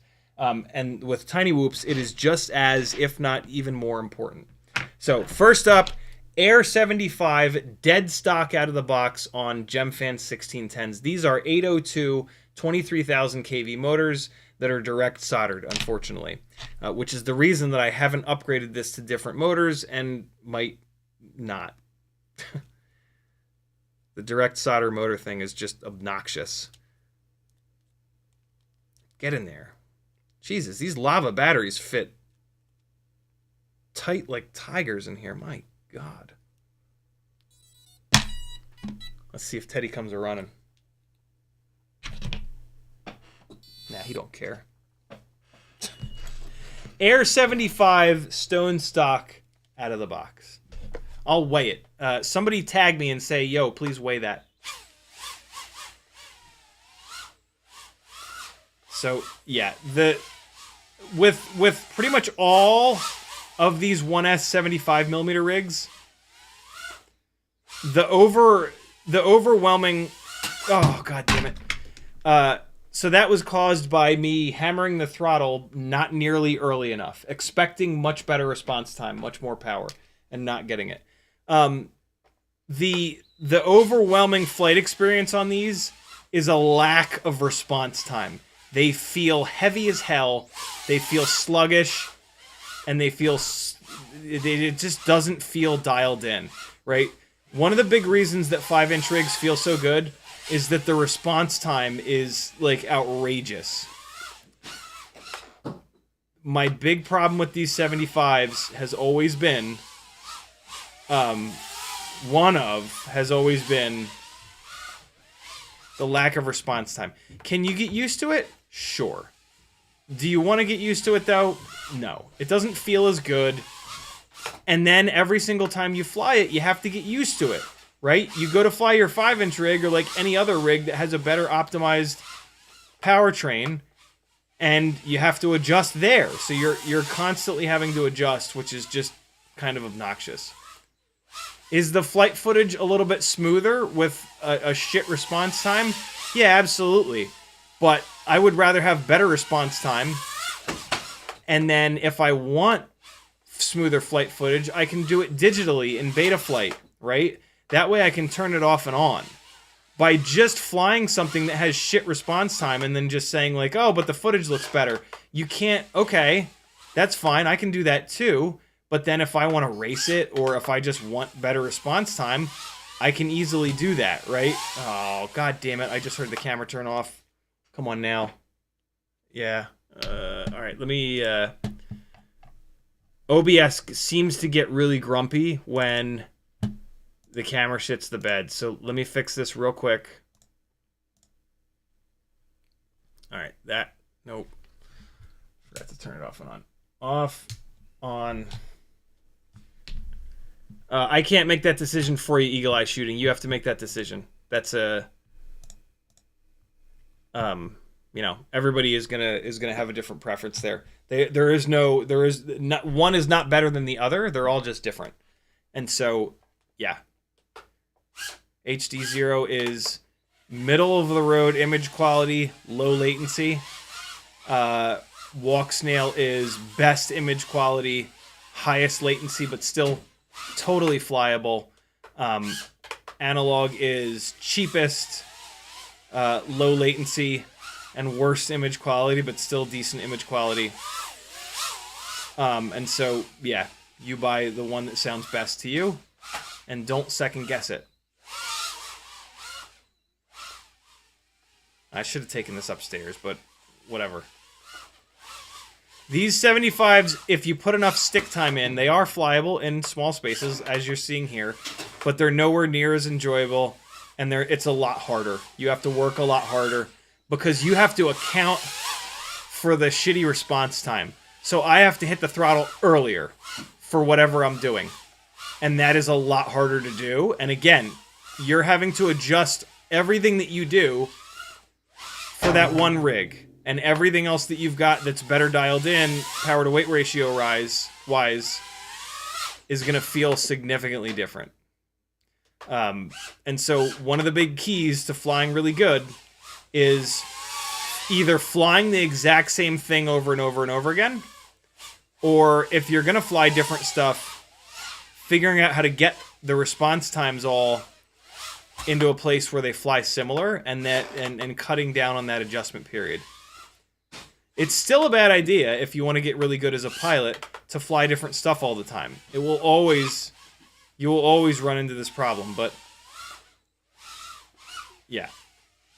If flying all different stuff is as fun to you as it is to me, but you also want to be a good pilot, there you go. Because that's my situation. You can see it at the bottom of those big throws. I'm getting on the throttle early, and it's like prop washing down into its own garbage. That sucks, you know, but that's 1S75 life. You're not until you get to a build setup that has ass loads of power, and then the runtime sucks, right? So there's no balls. I wanted to look at like the RPM. God damn it. I'll do this. I'll put a fresh battery on it. Nah, we'll do this the right way. We'll plug it into the power supply. I'll plug it into the power supply and get a full throttle RPM for you guys on one propeller versus the other, because that's important. That tells us how, basically that tells us the true pitch of the propeller. Is the GemFan propeller truly more pitchy, which will allow it to make more power than the HQ Ultralight?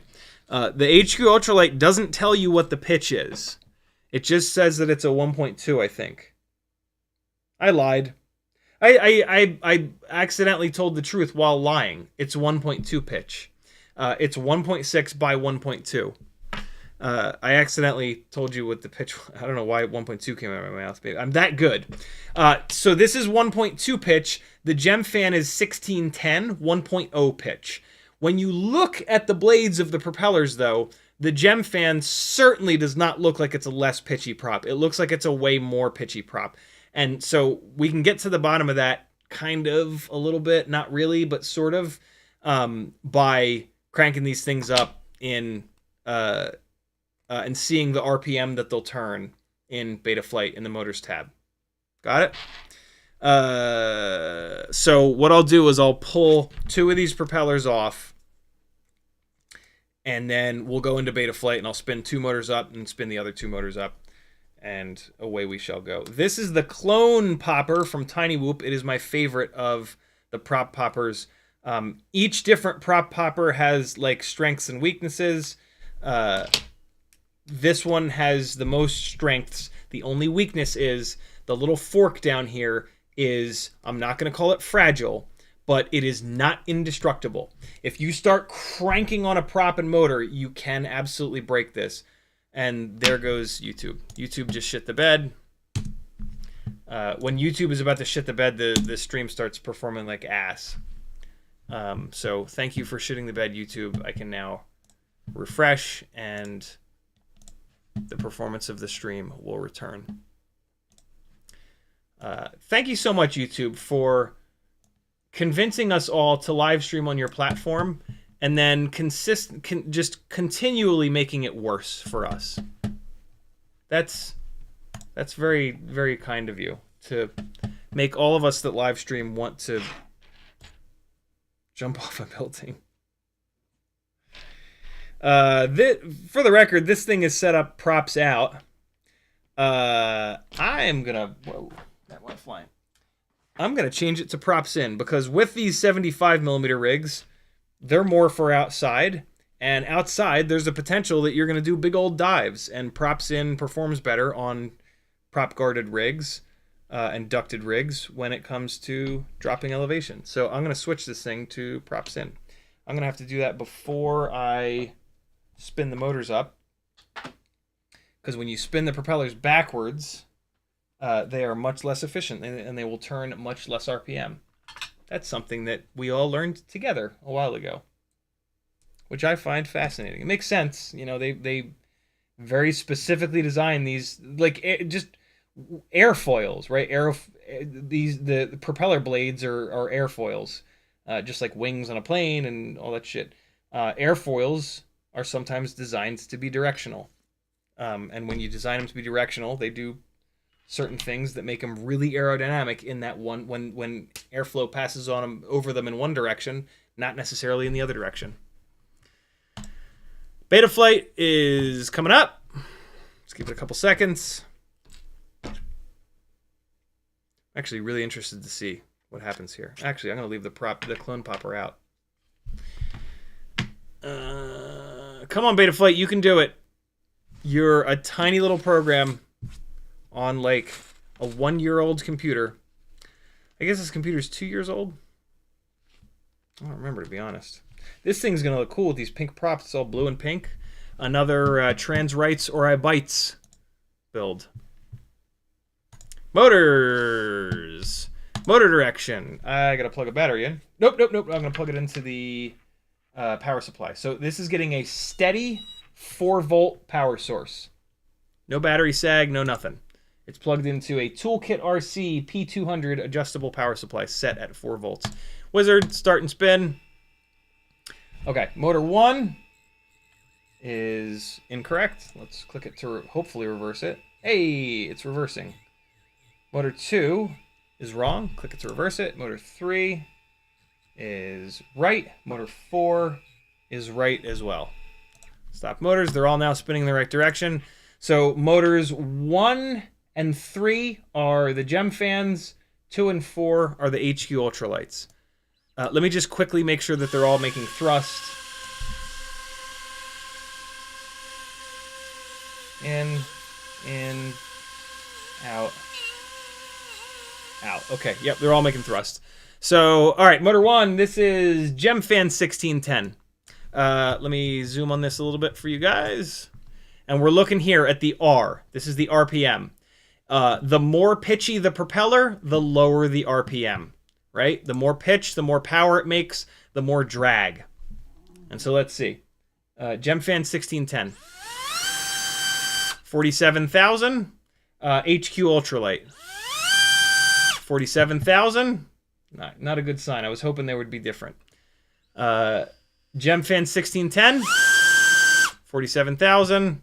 HQ Ultralight. 47,000. All right, so very, very similar. Very similar amount of power, very similar amount of pitch.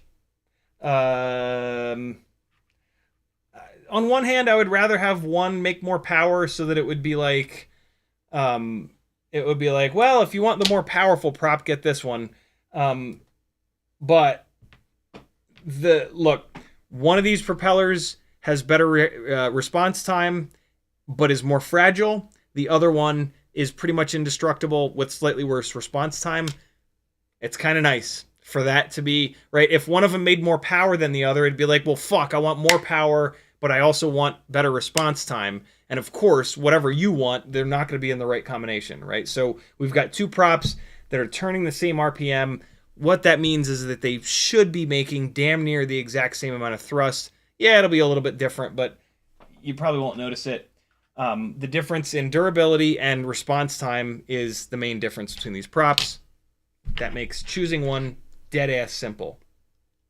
Although I know a bunch of you are going to want the a more durable, better response time prop.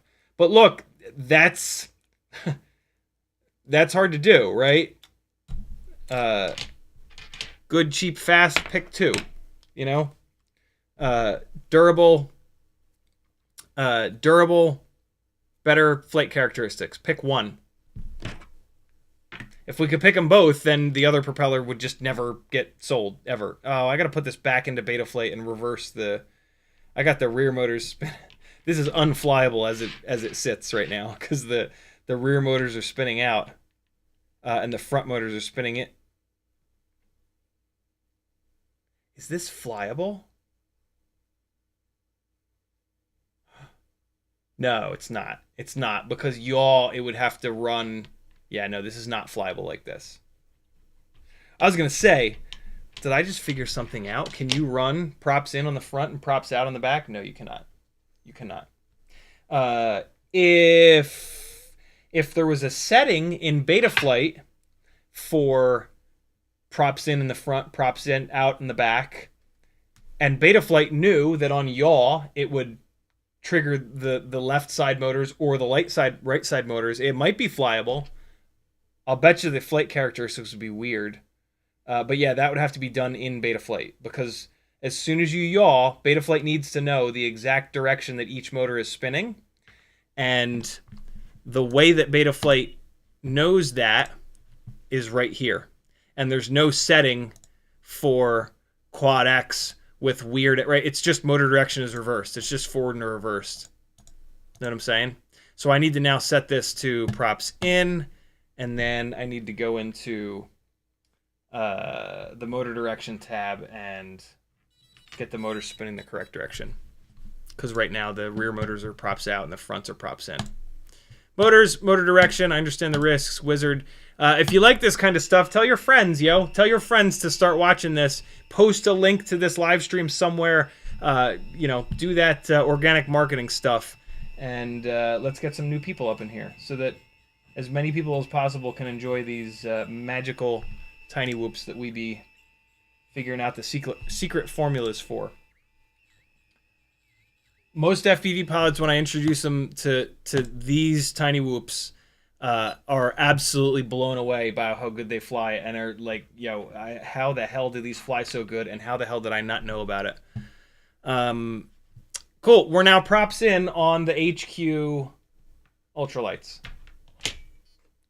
Let us fly. And so we've already put one battery through this. I'm going to get this. Oh, I have the exact right number of batteries. Look at me go. Cool. Yeah, I know, controller. I know. You're very upset with me. Here we go. We just flew the GemFan 1610s. Now we're going to the HQ ultralights. Again, I don't know if you guys will be able to see a difference here. You're just going to have to take my word for it, because one of the big things that I'm probably going to notice is much better response time. You might be able to see it at the bottom of power loops and stuff. Look for that jiggle. Look for that prop wash. With lighter weight propellers that still make the same amount of thrust, the response time will be better, and that makes the PID loop work better. And so that prop wash might go away. Other than that, it's a flight feel thing. When I move the stick, yeah, I mean, there's a massive difference on the sticks that I can feel in response time. You really feel it on yaw. Like, the yaw is now much crisper. You might be able to see that. You guys might be able to see that. Even though we're seeing the same RPM in Betaflight, I feel like these props make a little bit less thrust. Could totally be placebo, but I've tested these props against the GemFan 1.6s a lot this year, and I've always had that feeling. I set up a little bit too low for that. I've always had that feeling. I've always felt like these buddy! Wow! Okay, that was the dopest dope I ever smoked. It hit the gate, crash prevention kept it going, and then it fell down into the fucking cube. Yo! That was ridiculous. Somebody better clip that. Holy. This flies a lot better with these props on it. Even if it makes a little bit less power, it flies awesome. And I'm now kind of adjusted to it, right? You see my flying kind of clean up now. That I'm getting used to the quicker response time. It's much easier to get used to and to start flying properly a setup that has better response time. The worse the response time, the more you're going to have to adjust, because you're going to have to be early with everything, right? Quick response time means that you can, at the last second, change directions and not crash, for example. Oh, god damn, I think it went through one of the gates. Can you guys tell the difference? Be honest. If not, it's totally okay. And it doesn't mean that, like, you're a shitty viewer. Be completely honest. Oh my god, rejected. Come on. I want to spend some time with crash prevention to see if I can get it to dial it in a little bit more. It's really pissing me off when I hit the ground and it turns on. It didn't turn on that time. Didn't turn on that time either. I don't know. It turns on when I hit the ground, and when crash prevention is on, you're locked out from the controls. And for some reason, when I hit, like, more often than when I hit the ceiling, when I hit the ground and crash prevention turns on, it doesn't find level. And it locks me out of the controls at, like, a little bit of an angle. And then that like will cause a crash, and that drives me absolutely insane. Did anybody happen to notice the difference in runtime? Runtime is super subjective though. But I'm wondering if anybody saw, remembers, or wrote down, or can rewind and check the runtime on the GemFan 1610s, and also check the max RPM. What you want to remember about the max RPM, though, is that it gets calculated, it gets wiped out after you disarm. So every single time I arm and disarm, it changes the... Ooh, how sick would that have been? Yeah, it resets the max RPM. So to get the proper max RPM, you're gonna have to go back to the first time I disarmed, since that's when the battery will have been the fullest. If anybody's willing to do that, I would love you long time. If nobody's willing to do that live here, maybe somebody rewatching the stream is willing to do that and can put it in the comments. That would be amazing. Damn it. I'm trying to do this little... Oh, nope. Are we at 3.5? 3.51. I'm going to try this move one more time, and that'll bring us in line. I'm trying to do this ultra combo, wall ride to tower dive. But it's hard. Wall ride. There's like 3 or 4 distinct throttle inputs that have to happen, and I'm just not quite good enough. We got one more in us. It's bouncing up to 3.51. Yeah, so like I have to do the wall ride, and then I have to blip the throttle to pull it off the wall, and then I have to blip the throttle to have it not hit the back door there. That's what she said. There you go. Whoa, look at that runtime. 4 minutes and 50 seconds. 39,000 max RPM since the last time that I disarmed it. Earlier on in the battery, because I did crash a bunch. There'll probably be a higher RPM than that. Oh my god, Cheetonian, thank you for fucking reminding me of this. Oh, the HQ Ultralight props, it's starting to feel like across the board are better balanced than all of the new generation of GemFan props. The new generation of GemFan props are significantly older, though, than the HQ Ultralights, and one thing that we see in FPV propellers is as time goes on, they get better and better and better and better balanced. The first generation of GemFan and HQ props were not only way too pitchy and way too heavy, but they were the worst balanced. Then GemFan came out with the 1210 biblade, the 1610 biblade, the 1219S triblade, and the 1608 triblade, and those were all much better balanced, much lighter, and much lower pitch. These HQ Ultralights are the newest generation of propellers, and they're even lighter, and they're even better balanced, and they're about the same pitch. So we're super lucky to have these.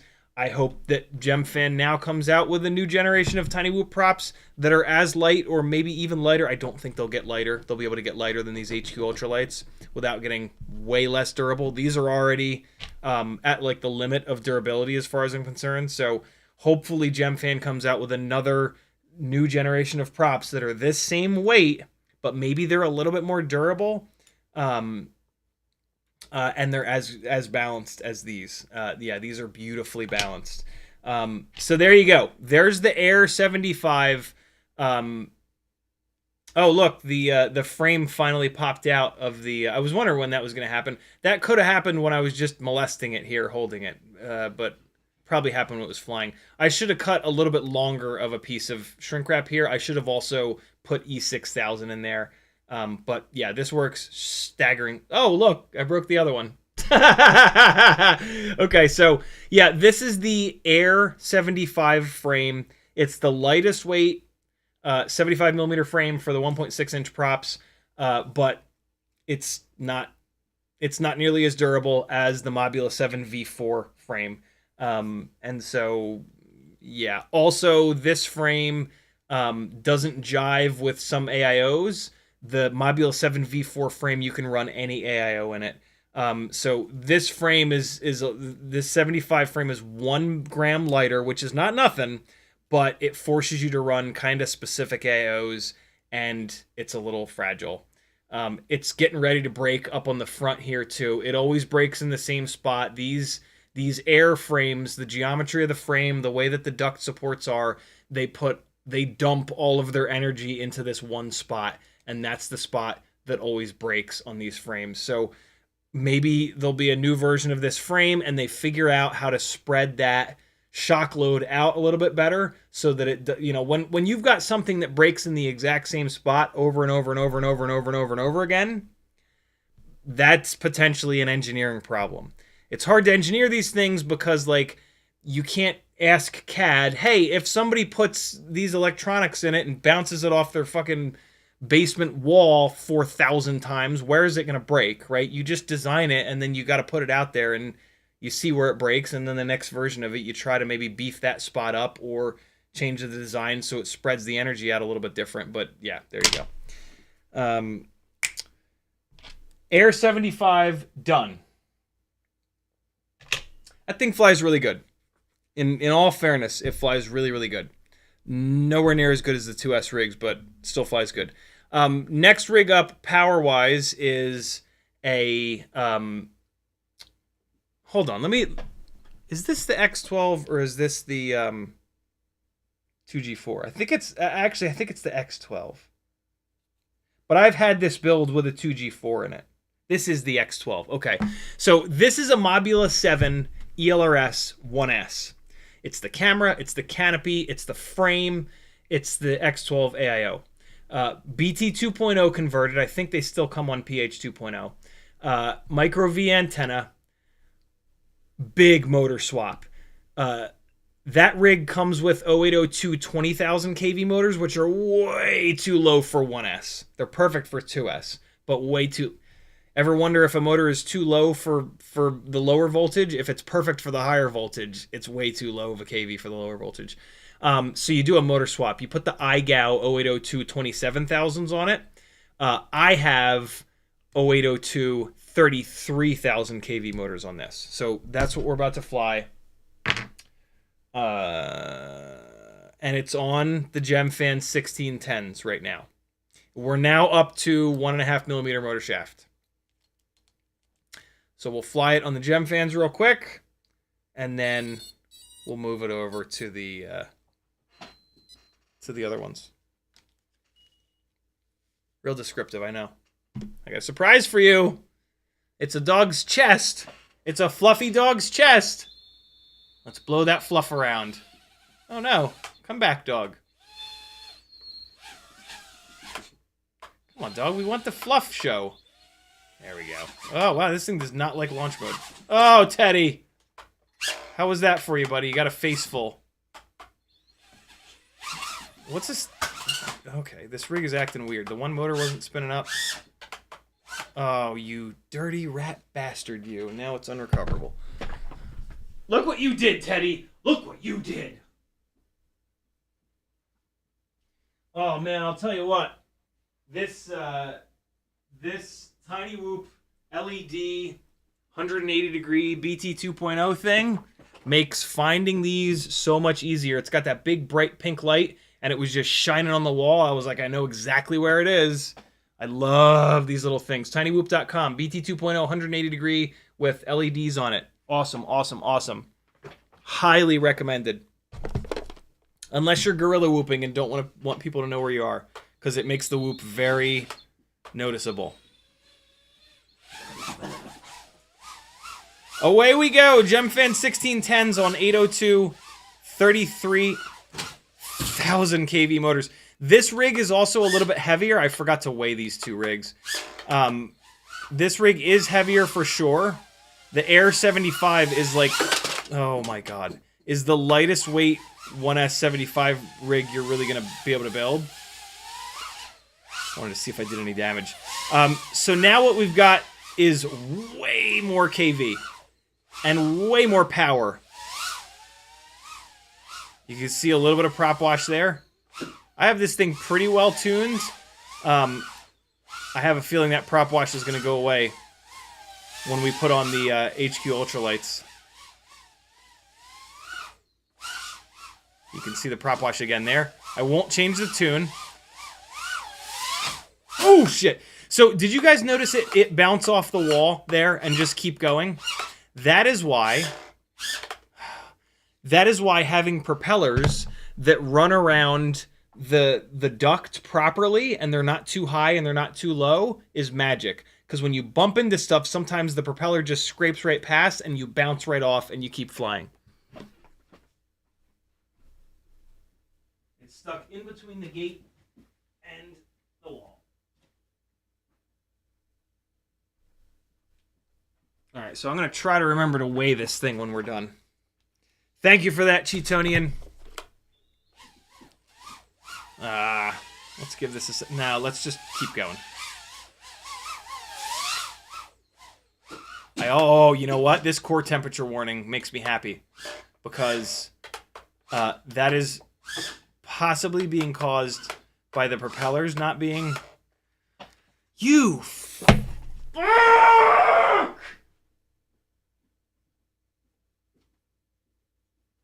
Teddy, get out of the way! Good Lord, man. Relax.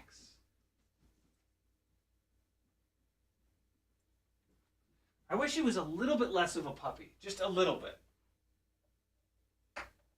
He's a lot. He's a lot of puppy. There's a lot of puppy in this dog. Oh, God. The core temperature... Right now, it's because it's been sitting with no airflow. But the reason... Usually, they'll sit with no airflow and not have the core temperature warning going bananas. These GemFan 1610s are not as well balanced as the GemFan Ultralights in the 1mm motor shaft.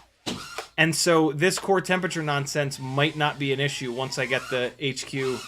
As long as the 1.5mm motor shaft HQ Ultralights are as well balanced, then this core temperature thing might... That'll actually be a good indication of them being better balanced, right? The other way to tell if a prop is in or out of balance is just to fly it outside in broad daylight. That brings out every bit of jello. And that's one of the things that myself and other people have noticed when you run the HQ Ultralight 1.6s. Is that the jello kind of goes away. And that's like a surefire sign that one prop is better balanced than the other. Oh, man. Oh, wow, that's stuck, isn't it? Man, I'm just getting everything stuck tonight. Yikes. Teddy's trying to help. But as always, he's helpless. Mobula7 V4 frame holding up beautifully because that's what they do. Teddy. Oh my god. He's got that. He does that stomp. It just melts me every time. Oh wait, this battery's done. 3.48. 3.47. There you go. 3 minutes and 5 seconds. Let's swap the props. But first, let's weigh these. I'm going to weigh all the rigs, so we'll just get it out of the way. Can somebody type this into chat, please? Type, I will do it. And the first person that types, I will do it, you get to do it. It's a real honor to get to do this. I just don't want 40 people to do it. Just type these weights from lightest to heaviest. Do whatever you want. Meteor 75 Air. Sorry. Air Betaflight Air 75. 21.23 grams. Boy, that's light. Call it 21.3 grams. 21.3. 33,000 kV Mobula7. 24.4. 36,000 kV Mobula7. 24.5 grams. And then 802 2S rig. 24.6 grams. My God, is that light.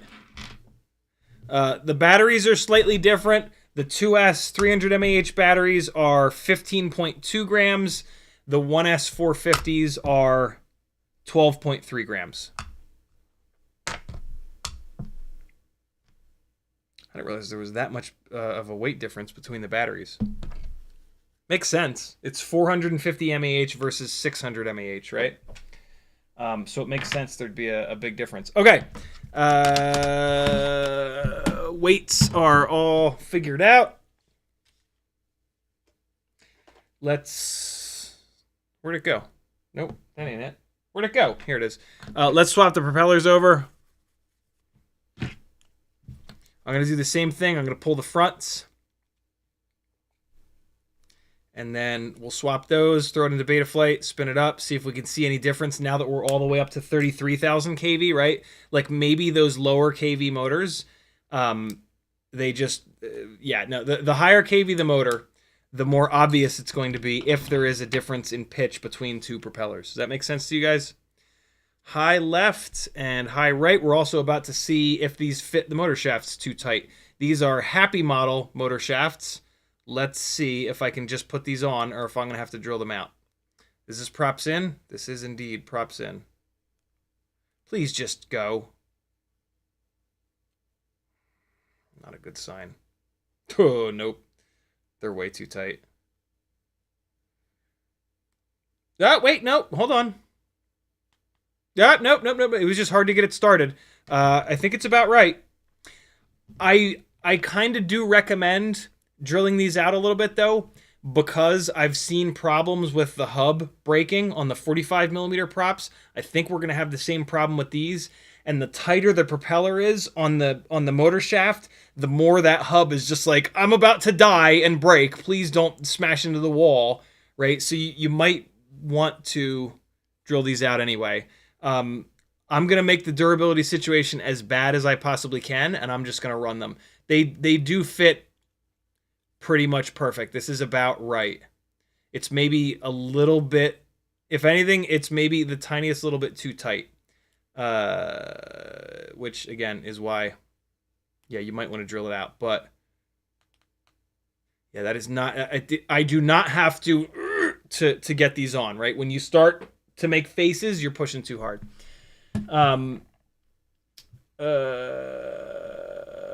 Chitonian says, I think if you had props in on the front, props out in the rear, you wouldn't have any hover stability. There would always be a net impulse in one direction. That's interesting. Yeah, I would love to see like one of those fancy CFDs of that. When was the last time you accelerated the calibrometer?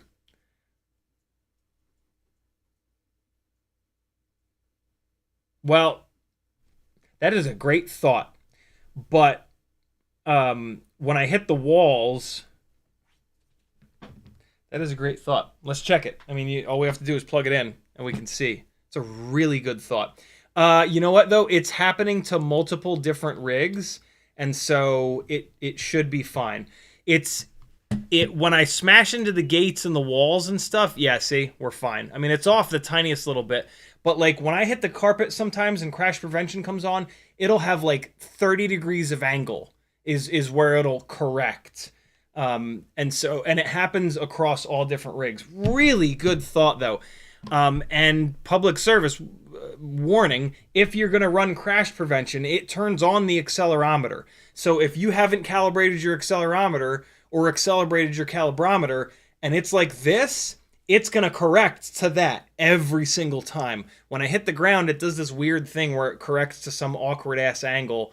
But when I hit walls and gates and shit, it's perfect.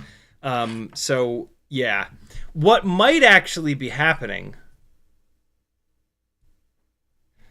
Oh no, you know what's happening is crash prevention is not. I was thinking about this backwards. Crash prevention is not triggering when I hit the ground. Because without crash prevention, you hit something and then the rig is like this, and then you have to try to fix it. The magic of crash prevention is that it levels it out perfectly, so all you have to deal with is the momentum that got created from when you hit something. When I'm hitting the carpet, it's not triggering it, and it's bouncing off the carpet into some random ass orientation. Oh, but it feels like I'm locked out of the sticks though. I'll do a live stream where we dial in crash prevention. How about that? Somebody's going to have to remind me of that, though. I'm going to forget that. I've got the HQs on the front and the bing bongs in the back. HQ 1.6 by 1.2 by 2 ultralight biblades on the front. GemFan 1610s are on the rear. Let's see what the RPMs have to say. Again, this is not a perfect way of checking the pitch of propellers, but it's a damn good way, and you can do this at home. Everybody's making thrust. Everybody's happy. Let me just double check. Props in, props in, props in, props in. Yeah, I mean, it was just flying, so I don't know why I checked that. GemFan 1610, 33,000 kV motors, 49,000 RPM. HQ ultralight biblade. 52,000 RPM. See, I told you. GemFan 1610. 49,000 HQ. 52,000. And that, my friends, is the power of functioning human brains. I don't know. There you go. The on the lower it's exactly what I said. On the lower KV motors, basically, with both propellers, the motor was able to spin up to like its max KV and like level off. Once we went to a horrendously high KV motor, the more pitchy propeller became obvious. It's more pitchy, it's more thrusty, and since we're asking for more RPM, more KV than it can actually deliver, it maxes out at 49,000. And then we go to a less pitchy prop, and it can crank all the way up to 52. So the HQs, even though on the propeller it says 1.6 by 1.2 by 2, and the GemFans are 1610, which is 1.6 by 1.0 by 2, either the HQ blade material is so thin that it's flattening out, and under full throttle it's losing pitch, or it's just not as pitchy of a prop. Regardless, at full throttle, the GemFan will make more power. And that's what it feels like. That's what that test shows us. We also get info from the maximum RPMs. That's also very important, because this test is a loaded thrust test where it's not flying through the air. And there's only a split second when you first hammer the throttle that loaded RPM test makes sense. As soon as it starts accelerating, you've got incoming air, and that changes the game. And so that maximum RPM, that's when it's hurtling across the room with a ton of incoming air. So when we compare the loaded RPM to the max RPM, that's when we get the full picture of, like, is the motor overpropped? Is it underpropped? What's the propeller doing? But this little loaded flight test that we just did, which you don't have to have this adjustable power supply. You can just do that with a freshly charged battery.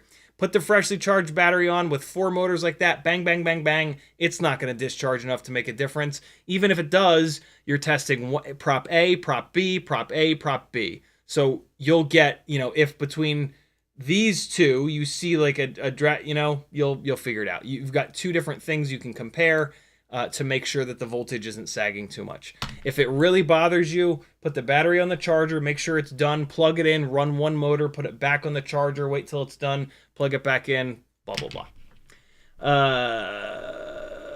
Cheetonian says, see above for RPM Air 75 on new props Also, good to note that the frame broke, prop survived. Yeah, that's true. That is true. As soon as that frame broke, it put more energy into those props, but those are the 1mm props. The hubs are fine on those. It's these that I'm worried about the hubs on, because they didn't increase the size of the hub for these 1.5mm motor shaft props. And if the 45mm props are anything to go on, I think that we might be able to break these, not a ton of difficulty. But we'll see. Maybe they're just durable enough. You know, if they're just durable enough and they only break every once in a while, I might be okay with that. It depends, right? If you're going to gorilla whoop in spots that are unrecoverable, a propeller that could blow up at the hub on top of a building is a problem. But, you know, different gear for different uses. That's cool that we've got this option. And maybe you never crash. And if you never crash, the HQ props are probably going to be the move. I have a feeling that these will, once they're in the air unloaded, I have a feeling that these might make the same amount of power. Or there's a chance that they could make more power if they let the motors really unload. It really depends. Like, if you go way too high on the KV, boy, these props are hard to get started. The bottom of the propeller is completely flat. GemFan, they put a little bevel on the bottom of the prop so that it makes it a lot easier to, like, get it started on the motor. HQ doesn't do that, and yeah, it's just annoying. Man, they are like I would not want these to be even a fraction of a millimeter smaller inner diameter wise. They're like just barely there. What that means is they'll never fly off the motor shafts, but they might be a pain in the ass to get off of there. So there you go. Another battery. Let's see how it is. Oh my god, it's 12:15 already. Jesus. Can't believe we're only 2 builds in. Hell. Okay, here we go. Moss1 says, please set up your race seat and orbit it. So the race seat is set up. I run it there now that I have PSVR 2. I don't pull it out in the middle of the room anymore. It's really nice. It was just like a little bit annoying to have to pull it out in the middle of the room. I mean, also PSVR 2 is the coolest fucking thing on earth. All right, so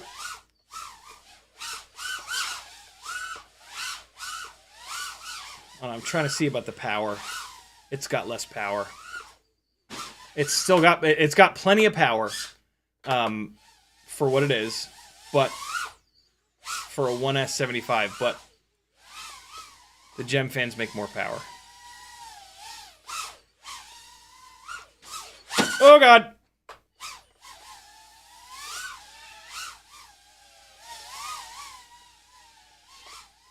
Hey. Oh, come on, really? How did I not? I thought I was going to be clear of that. See, like, it still has decent power. I will take this better response time with a tiny little bit less power every day of the week. And twice on Mondays, Sundays, whatever the hell it is. That was sketchy. That felt reckless. Hey. I haven't flown any of these upstairs, so I'm not going to start now, because that'll affect the runtime. Upstairs is a... You know, I'll fly the 2S rig upstairs. Wow, that was close. I closed my eyes on that one. Just right at the last second, though. Oh, I didn't drop elevator. I thought I could just...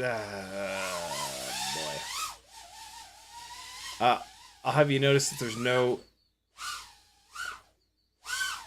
Oh, damn it! There's no there's no core temperature warnings. I haven't crashed it somewhere unrecoverable yet. Let's simulate that. I'll also have you notice, I mean, yes, it's a little bit unfair to fly the GemFans first and then the HQs, but oh, there's the core temperature warning back. Okay, so maybe they're not significantly better balanced. And I think I'm seeing a little jello, actually. I have crashed them a bunch.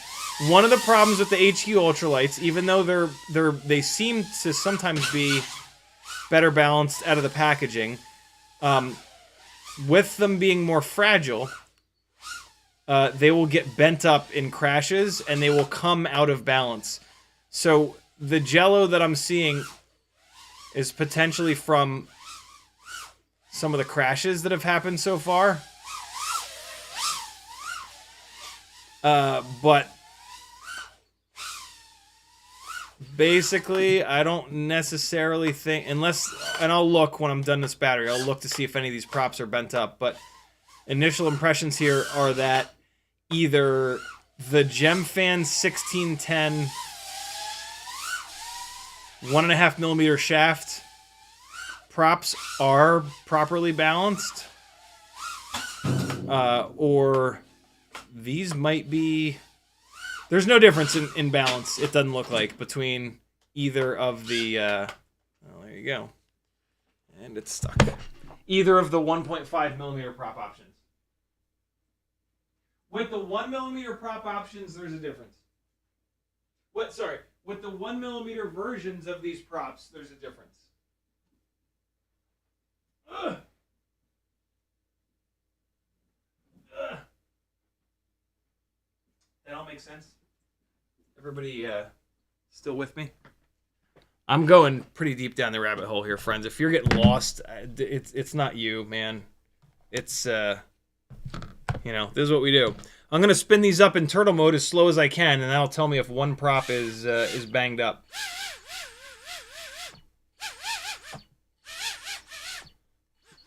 Three of them are completely fine.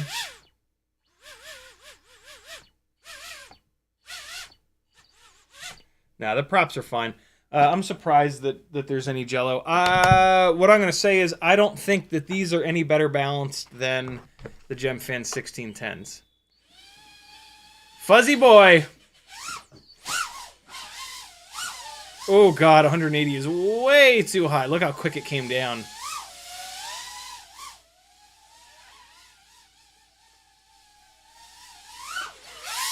Ooh, Teddy!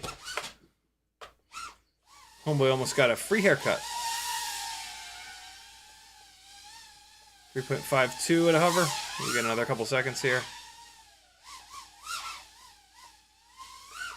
Ah!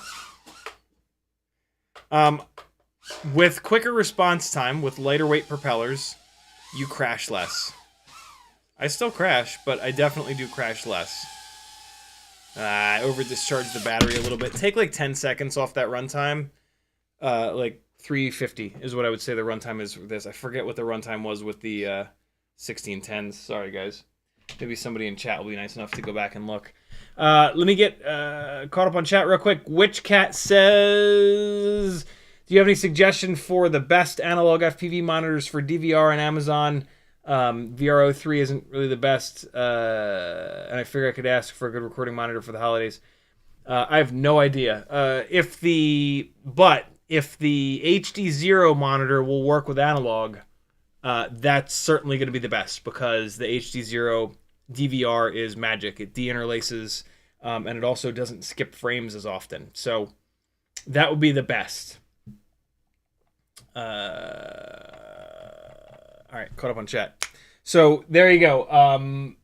Yeah, HQ Ultralights fly great on there. Absolutely fantastic. And they run properly around the inside of the duct. I will be leaving this on the HQ props. Next up is Cloudhopper's builds. 36,000 kV 0802s that are hand wound. I need to get this build onto the lighter camera.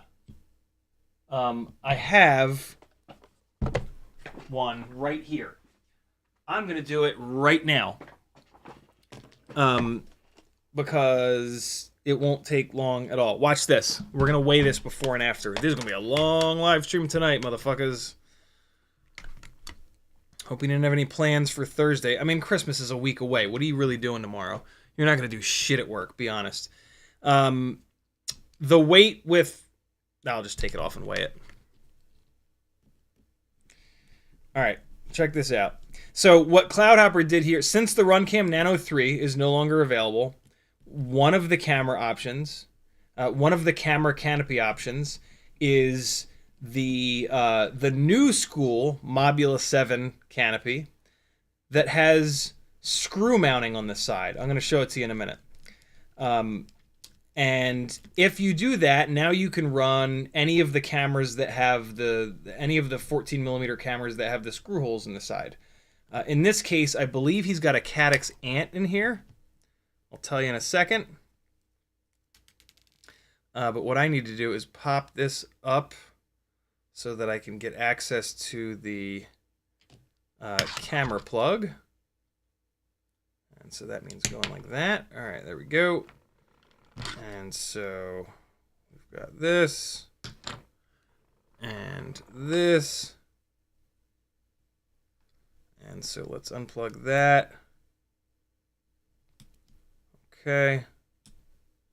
Come on, come on, come on, come on. There we go. Oh, and I'm going to have to unplug this antenna. This is a very cool custom-made L-style antenna that Cloudhopper made a bunch of. But he like melted a hole in the back of the frame to just barely fit this through. And so in order to switch these canopies, I got to pull it out. I got to unplug it and pull it out. But luckily, this is an old school AIO that's not ultra lightweight. And so I can actually unplug UFLs, I don't know, a couple of times before it rips off from the board. I'm gonna try to just make this hole a little bit bigger, because that is just annoying enough, and I might be able to just kind of do that with a set of tweezers that I run around in there, possibly. I think that's probably just about right. Give it a little bit more force. Okay, so old school Mobula 6 canopy with Runcam Nano 3. God, I wish they didn't discontinue this camera, man. Is 2.31 grams. New school Mobula 7 canopy with Caddx Ant. So 2.31 versus 3.51. So 1.2 grams difference.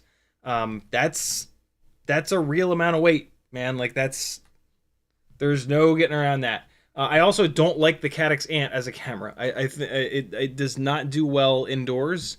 And so, yeah, not my favorite. So away we go. I got these longer screws on here. I just need to plug this different camera in here. I think it's pins down, right? 1.2 grams. It's a lot, man. It's hard to save 1.2 grams on a Tiny-whoop. That is not easy to do, especially without like wrecking durability, right?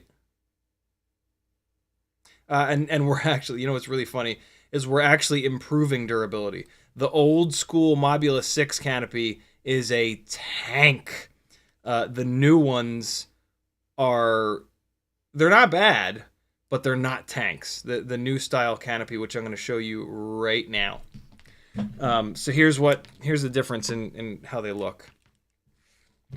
This is the new canopy with the screw mounts in the side, right? I find this canopy breaks. I think it's down in here somewhere, but regardless, it's nowhere near as durable. And here's the old school upside down ball sack Mobula 6 canopy. This is also a harder plastic than this. This is a softer plastic. And typically with these canopies and these frames, The softer the plastic, the better. Up to a point, right? If it's too soft, it'll be like wobbly. Like for a frame, for example, you can't go too soft. Just like in the bedroom. Don't go too soft, friends. The ladies don't love it. Ladies love just... Never mind. Let's not go any farther with that. All right, cool. So here's this excellent little micro V. This is even lighter than a micro V. Thus my calling it the micro V. Let's put this back on here. This is a beautiful build, by the way. Cloudhopper outdid himself with this, and it is just incredibly kind that he sent this to me and said, yo, beat the living hell out of it. I kind of thought that he sent it like for me to you know, just like check it out and not demolish it and then like send it back in one piece, not mangled. And he was like, nah, dude, mangle it and keep it. And I'm like, wow, okay. That's pretty rad. Thank you, dude.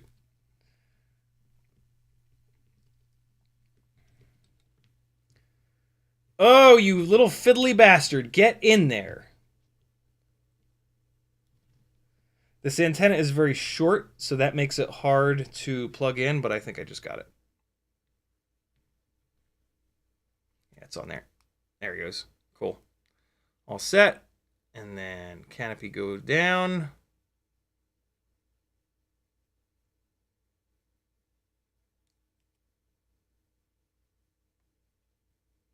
Put it through there. Nah, this is fine. This will be fine.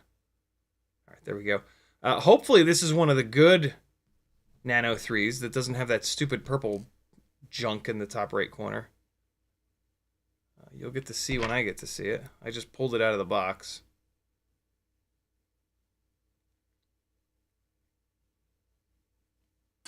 Most of my extra Nano 3s at this point are either the ultra bright ones from Emax that came on the Nanohawk, or the weirdo ones that had that awkward purple in the top on the left side. I don't have many of the good Nano 3s left. A year or two ago, probably closer to, no, like 2 years ago, I had a bunch of the really good Nano 3s with the glass lens.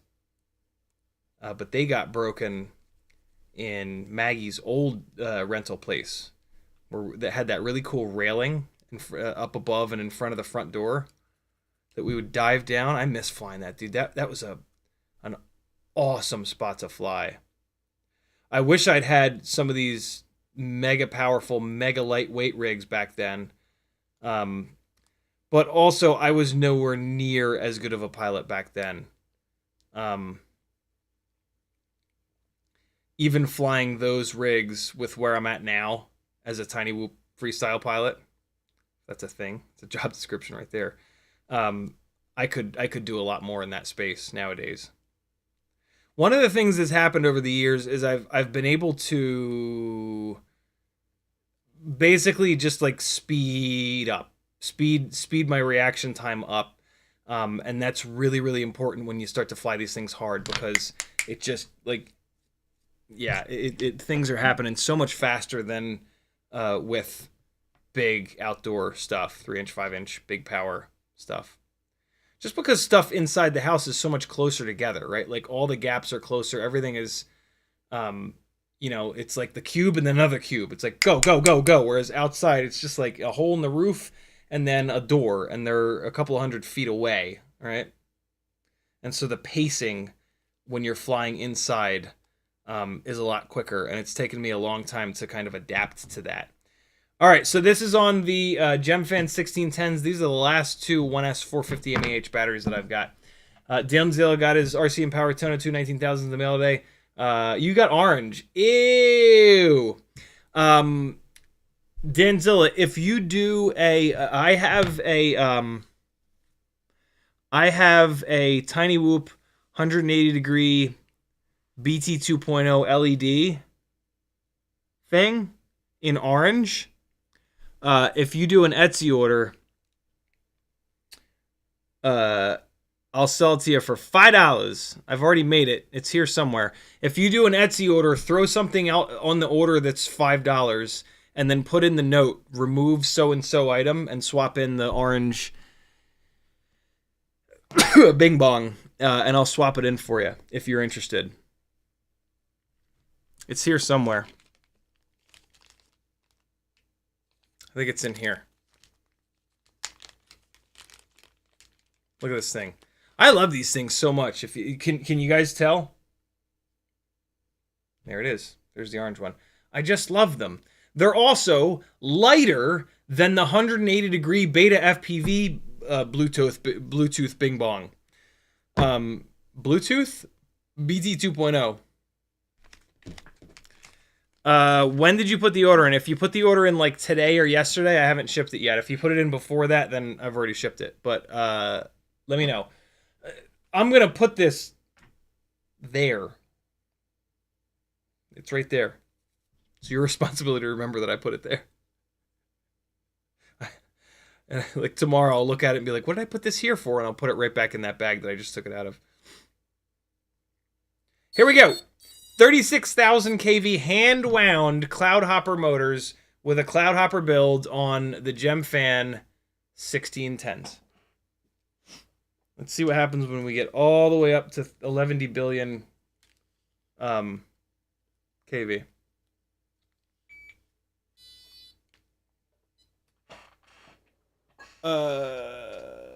Have you not gotten that order yet, Danzilla? Message me somewhere and let's figure that shit out. There we go. It's BT 2.0, not BT 3.0. It looks like you said BT 3.0. It might just be a...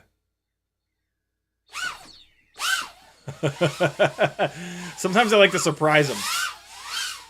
So now these motors make a little bit more power. Give you a full throttle hit. There we go. So now let's disarm. You can see some of the jello though. 43,780. You can I can definitely see the jello. I don't know if you guys... Oh, you fuck... Oh, I got so lucky. Hey. Oh, I forgot to weigh this. I wanted to weigh this. It should weigh exactly what the other rig weighs. Man, there is a lot more jello with this. Man, it's so cool looking, but it's really hard to get that lined up right. Man, do I love it though. Whoa. Ay. Can you guys see the jello?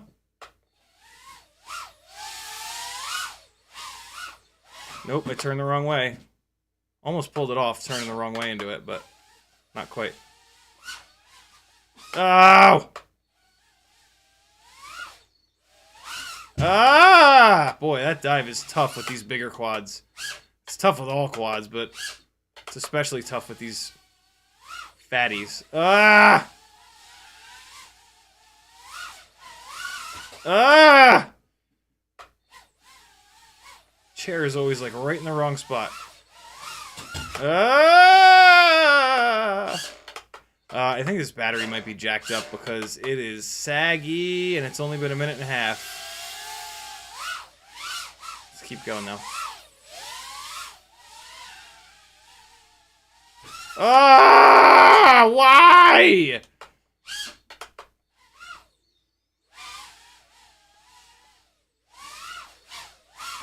Nope. Nope! Teddy's like, why are you flying like that, dude? Oh, what the fuck was that? That was weird. Come on, just once. Just give it to me once. Oh, you fucker. Why is it doing that? That is weird. Ugh. I over-discharged this battery, but I think this battery might be jacked up, so we can't really compare the run times. This is a Weebleed FPV battery that is... it's poofy. Yeah, nope. This is a jank-ass battery. And then this is a non-poofy Weebly battery. That stinks. That's a shame. All right, so this test is kind of out the window, but we're still gonna swap the props. I don't have any more batteries charged other than this one, so we'll swap the props and run this one, and away we go. But hold on, let me just. Oh, right, Danzilla. Oh God, they're still on strike. That sucks, dude. Yeah, you're just gonna have to wait, dude. Oh my God, Cloudhopper, where the hell did you get gray 1610s from? I hope message me. Do you have a source for these? I've only been able to find the 1.5 mil shaft 1610s in this stupid blue. Where'd you get these gray ones from? I have like one set of these. Although now with these HQ props, as long as they're durable, it doesn't matter quite as much. But hang on, I'll be right back. Hold on. Hold up.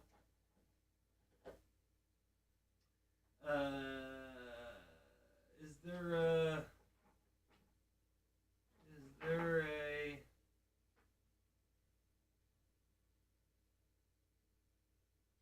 what color are these? What color is this? This is where using markers to mark your batteries is kind of nice. This one has no markings on it.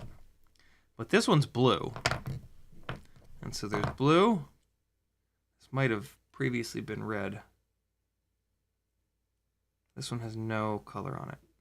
Weird. Hey, whoever just bought something on Etsy, thank you, dude. 802 19,000s, it looks like. Look at that! Apple Watch, yo! 21st century! Holy shit. Etsy was like, yo, bro. Somebody did a thing. Oh, now I got all these batteries mixed up. Which battery is which here? That was pretty cool.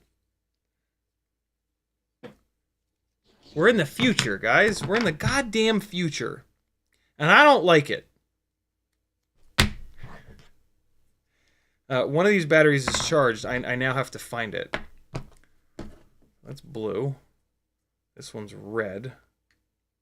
Here it is. I found the charged battery, and it's red marker. I mean, there's a chance that one of these other... That's a Betaflight battery. Wait, I already have 4 of those. That's fine. Okay, so that's going over here. Here's another red one, 3.7. Is this another blue one? This is another blue one. Okay, 379, 380. Okay, I'm saving. All right, yeah, so the blue ones are here. These guys are going, but this is the one that's charged, right? Okay, 4.38. All right, so we're changing the props, and then it's almost one. It's 12:40. I do want to fly the 2S rig, but like, I don't want this stream to be over 3 hours.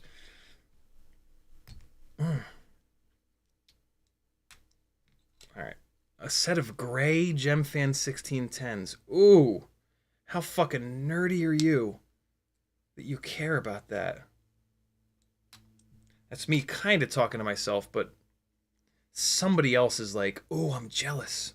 One person out there is like, oh, you son of a bitch, you got another set of 1610s and 1.5mm motor shaft in gray?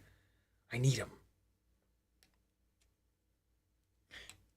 Somebody's got an open prop rig with props in view, and the gray props like disappear, and they're like, "Oh, you bastard! I need them."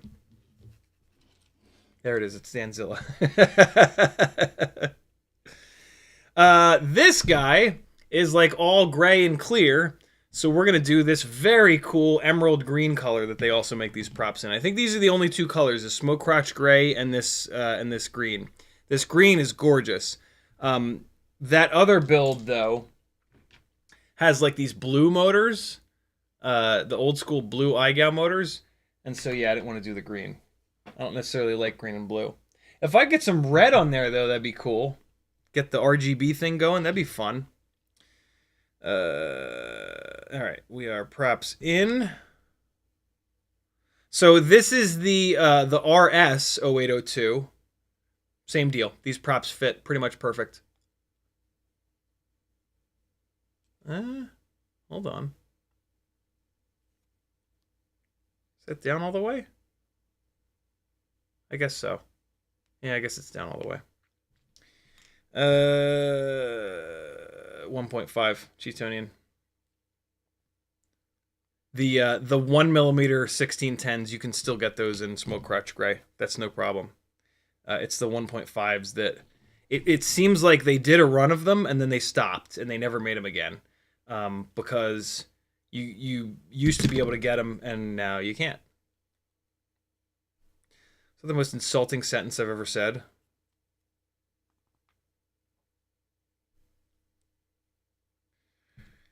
I'll be interested to see how these props are to get off. That's what she said. They might be really difficult to get off. I'm pushing them down like at my exact limit of force. If I have to push any harder than this, I drill them.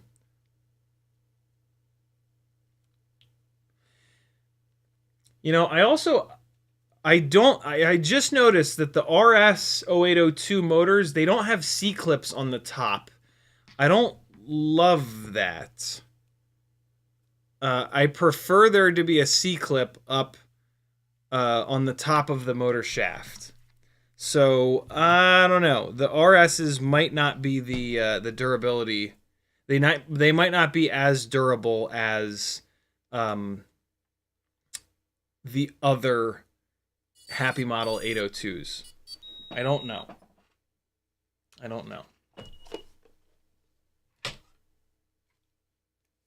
Denzel the Terrible says, don't you have an in with Mike? Yeah, with GemFan Mike.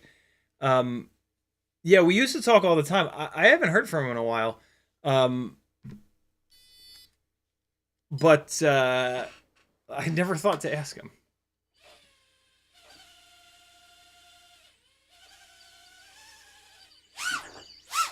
We got a little snarl on that one. Oh, yeah. Come on now.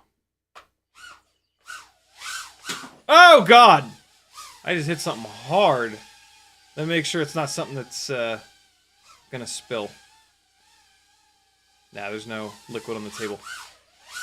Immediately, same thing. Oh! Better response time. There was a weird... It went... Either it went off set point there, or I moved the stick by accident, but there was a weird little... There was a weird little thing that happened there. That was kind of cool. I wish I could have landed it. Oh, for God's sakes. Stop it. I think I crashed right in front of Teddy.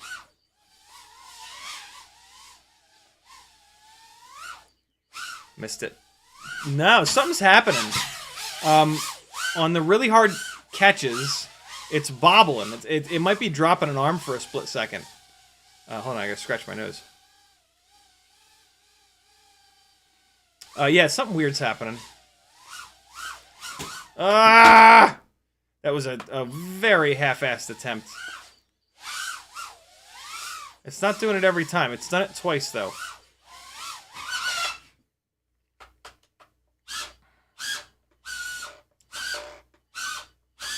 How is this possible? What? It's in the middle of the fucking cube, is it not? Teddy! I think Teddy just helped it. I couldn't tell because I was walking across the room, but did Teddy just get that unstuck? Is that? If so, that's a first. He's only ever gotten them stuck. He's never gotten them unstuck. I think he might have. Whoa, buddy boy. Oh! No! Oh, God, no! Oh, God! Oh, that hit like a ton of bricks. Oh, my God, I went through the corner. What am I doing? I just kept flying straight. Oh, God. Oh, Teddy. Careful.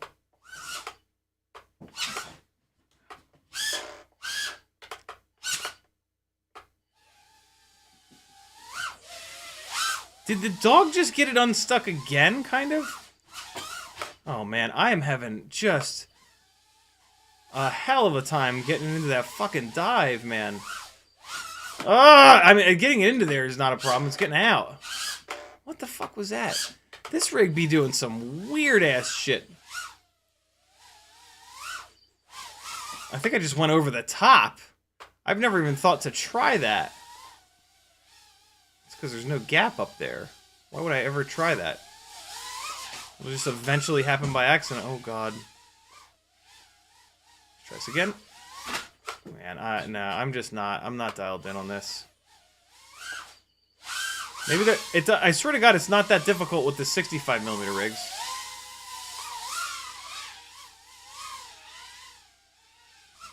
Oh!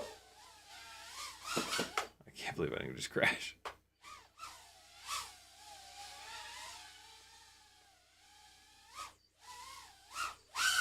No, I didn't need to disarm. No, I didn't need to disarm again.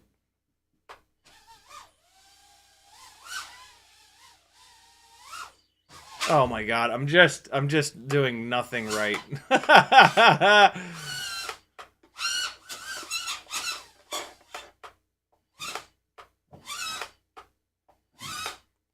Teddy, go ahead, get it. Teddy, help me. Get it, buddy, get it. Kick it. I'm flying like a box of smashed assholes tonight. Did he just get it? Did I just see him get it?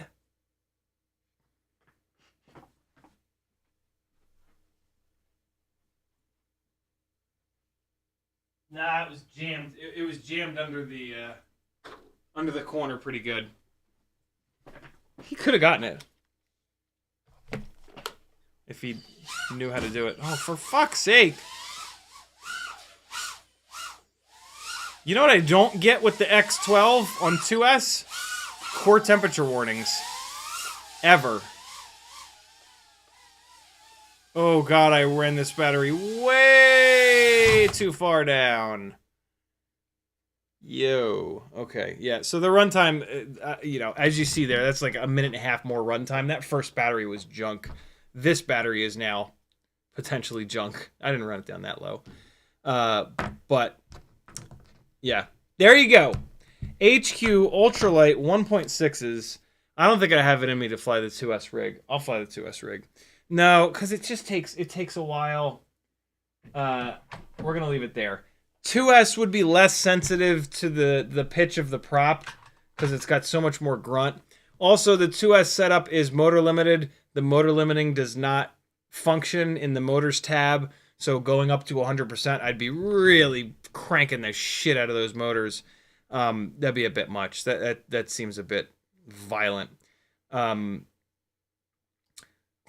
rig flies great.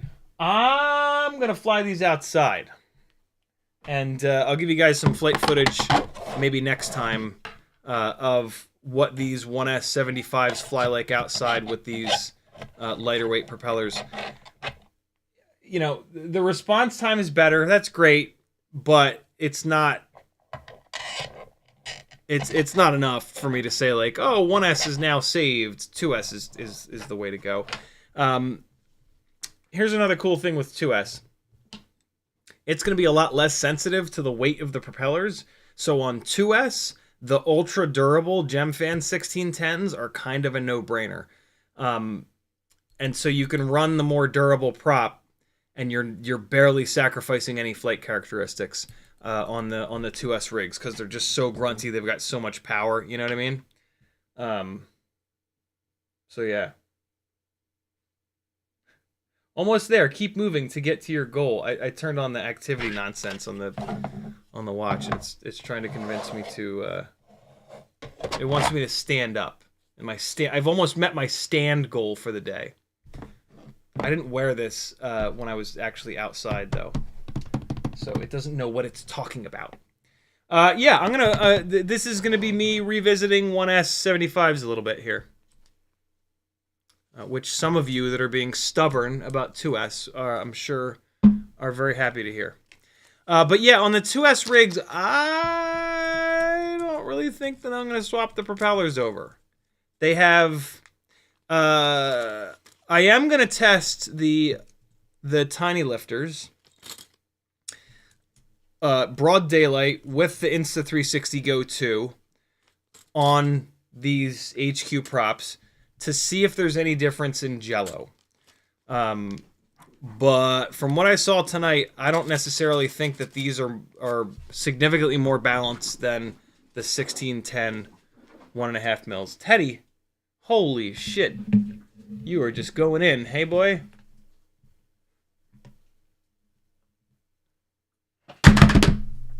Oh, sorry, headphone users. Hold on.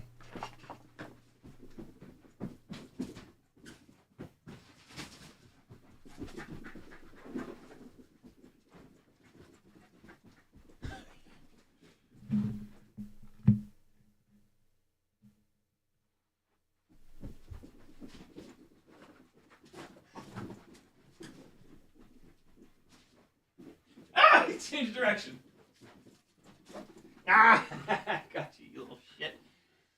I got you. I'm gonna feed you to the camera. Arr. You've got a plastic plug inside you, don't you, buddy? He's trying to run it out. He's trying to run so fast that the plug goes firing out his little butt. He's still going.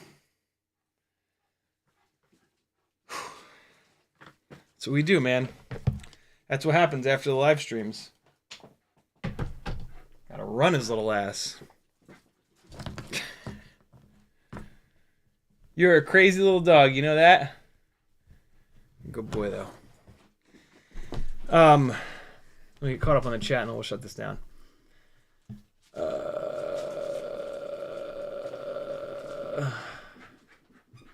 There he goes again.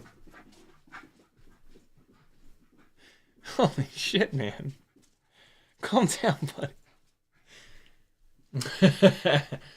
By the way, on this on my dad's old Apple Watch, I've got a Rothman livery Campiasano watch band. Yeah. I had to bodge it a little bit to get it to fit. It's a little bit loose. You can get an adapter. It's a 20 millimeter wide watch band, but I think this is 20. I don't know. It's 22 versus 20 or 22 versus 24. But yeah, it just moves a little bit, but I don't notice it at all. And I love it. Picture of Teddy. Look at him. Look at that little shit bird. All right, he's gone.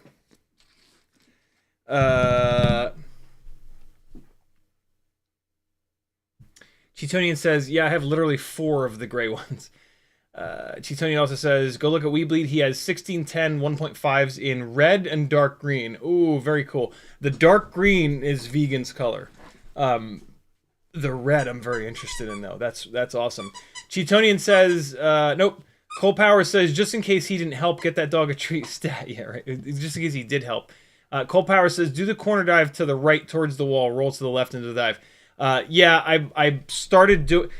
the roll to the left thing, recently I started doing because I want to try to get that wall ride and then into it. The roll to the left thing, what I'm noticing is it makes me run into that chair more. I've also moved that tower dive all the way over into the corner. It used to be more centered on the door. So I've made it way more difficult. If you'll notice, that last battery, I started to, second to last and the last battery, I started to roll to the right, just fly straight at the door and then roll to the right into it. By doing that, you continue to roll to the right and it exits you a little bit better. But I'd been trying that wall ride to dive thing so many times that I think I'm used to doing it to the left. Now I got to get back used to doing it to the right. I might bail on that wall ride to dive thing because I've not even hit it. I've never hit it. I've never hit that. I don't know if I can. I don't know if I have it in me to do that because it's wall ride, blip the throttle to wall ride, and then it's tiny little blip of the throttle to get it off the wall to clear the side of the gate, and then you got to turn it like this. You got to blip it again to keep it off the wall, to keep it from hitting the door and kill all that forward momentum. So you've got like a big blip to get it up into the wall ride, a tiny blip, a big blip to keep it from hitting the wall. If you're carrying a lot of momentum, if you're carrying less momentum, smaller of a blip to keep it from hitting the door, and then drop down into the dive, and then another throttle blip on the ground to keep it from hitting the ground, rather. So it's like do do do do, and that's just I just it's too much. Yeah, I have limits, and like there is shit that I just cannot do. Like it's cool that the 18 and 19-year-olds out there can do it, but like as a 43-year-old, there are hard limits on certain tricks that I'm just like, nope, not gonna waste a bunch of time on that. We're cool. Martin Tanley says, any experience with the InstaGO 3S or any variant? Just the Go 2, and it's amazing. Love, love, love the Insta360 Go cameras. I had the Go 1 and then the Go 2. The Go 3s are awful heavy. The Go 2 is 26 grams. The Go 3s are like 38 or 39, and that's a bit much for a tiny whoop. That would be like you would want to build like a 2-inch rig. They're also even more expensive now, and I have not found the Insta360 Goes to be very durable. So make sure you get Geek Squad protection or some other warranty that specifically covers physical damage. That's really important. Would you say Action Cam is greater than 04 or best internal cam for professional work? For professional work, the absolute best camera is all that matters. And at the moment, 04 and the DJI Action 5 have the best. The quality of the image is on par with the new GoPro Hero 12 and 13, but the 04 system and the DJI Action 5 have better low light performance. So technically, yes, they are a little bit better, but it's splitting hairs there. The low light performance is significantly better, though. There's no arguing that. Some people, though, say that the DJI Action 5 and 04 are a little bit too contrasty, and the colors are a little bit too cartoony. You can just color grade that out. People, and alternatively, like the Heroes have more natural colors. But yeah, I mean, as soon as you drop anything into Premiere or Final Cut or anything like that, you're moving the colors around, and you can fix that kind of stuff. So the better low light performance of the DJI stuff really matters, because that is more actual data. You can't just color grade a GoPro Hero 12 to look as good as the Action 5 or 04. It doesn't exist. There's no data in those shadows to bump up. So yeah, realistically, if I had the money, I would bail on GoPro completely and go to Action 5s. And but what I'm kind of waiting for is 04. I think, if we can get this shit built, like, why buy an Action 5 when we can wait for the 04 system, which it seems like has the same sensor, same performance, same everything, and build it in, and then have the 04 built into your center whoop, no fat, heavy, ugly, unaerodynamic camera sitting up top. The problem with that is that the 04 system as an FPV camera is not going to be as good as like a Vista. Vista is going to be lower latency and much better low light performance because it's just an FPV camera. It's not also an HD cam. So carrying around an Action 5 or a GoPro Hero, you can have a better FPV system. But we'll see. I'm going to try the 04, and if it drives me insane as an FPV system, maybe I'll think about changing. But the 04 has significantly better low light performance than the 03, and that was the biggest problem with the 03 as an FPV cam, is that it didn't have great low light performance. What's actually really nice about using an 04 for both your HD and your FPV cam is that when there's not enough light for good HD footage, there's also not enough light for you to fly in as an FPV cam. With a really good FPV system that does really good in low light, you can just keep flying into a point, or you can just not realize that your HD cam is recording black, right? Alternatively, though, like if you're flying fireworks, for example, it's nice to have an FPV system with like a damn near Starlight cam, because then you can get home. Like if you're properly flying in the darkness and your subject is lit, when you're flying the subject, it kind of doesn't matter. But then when you're trying to make it home, having a Vista with that better low light performance, that's kind of nice. But maybe the 04 is as good as the Vista in low light. I've not seen that compare. I've not seen like an Avata compared to a old school Vista setup. What I can certainly say though is that a Vista with a polar camera, right, like a specifically kind of low light slash starlight-ish camera, you're never gonna get that kind of performance out of 04. It's just, you know, it's one camera to do both FPV and HD. And no matter how good the camera gets, there's always going to be a little bit of a, there's going to be a sacrifice there, right? If nothing else, then you set the 04 up to be properly exposed, and you decide that you want it to be underexposed and look nice and dark and moody. You got to fly through that now. You got to fly dark and moody. Versus if you have an external action cam, you can set that to have the HD look, whatever the hell you want it to, and then your FPV system is on auto, and it's going to look great. You know, you're going right. You know what I'm saying. You guys know what I'm saying.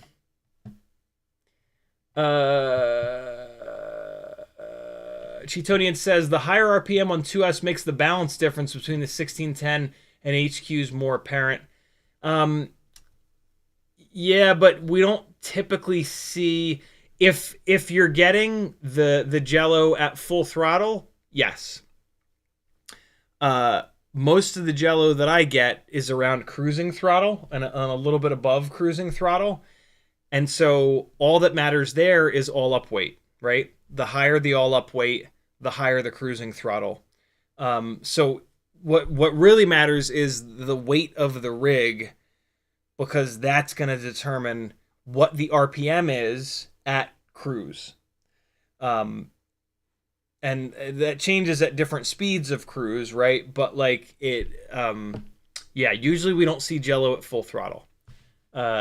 So Raise FPV says, thanks for the 0702s and some A30 row. You're certainly welcome. Cole Power says that makes sense with a constant roll. You come out the bottom to the left. You can snap roll 180.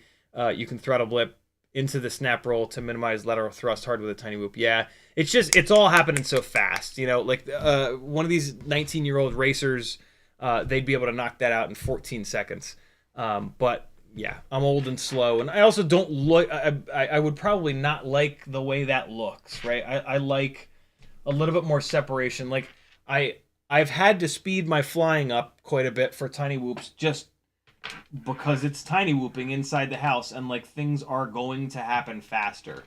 But I try to slow things down as much as I possibly can because it looks better.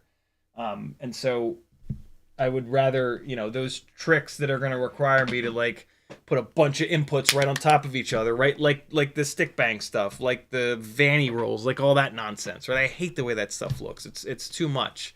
Let your viewer relax. Let your viewer not have their eyes bleed.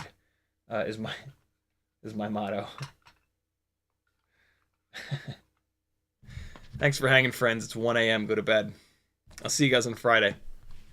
Here's the battery from the beginning of the live stream. 2S 0802 X12 Mobula7 V3. Phenomenal. Most of the parts from a Mobula7 1S ELRS, but then changed over to 2S.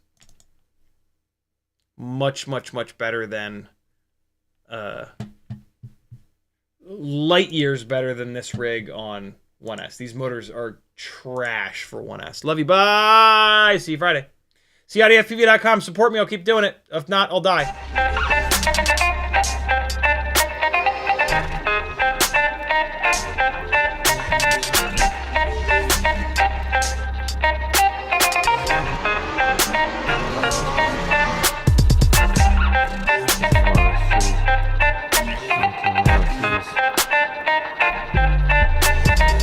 Ooh.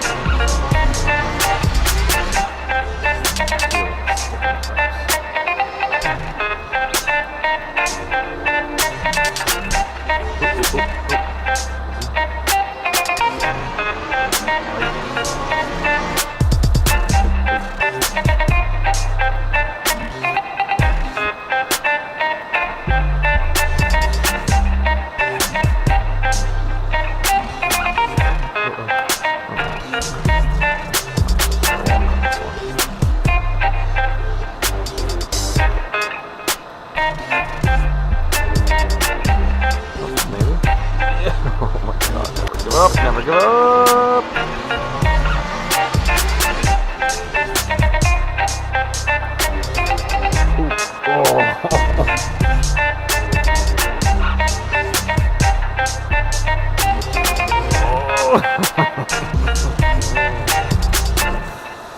I love it so much. I love flying these fucking 2S75s.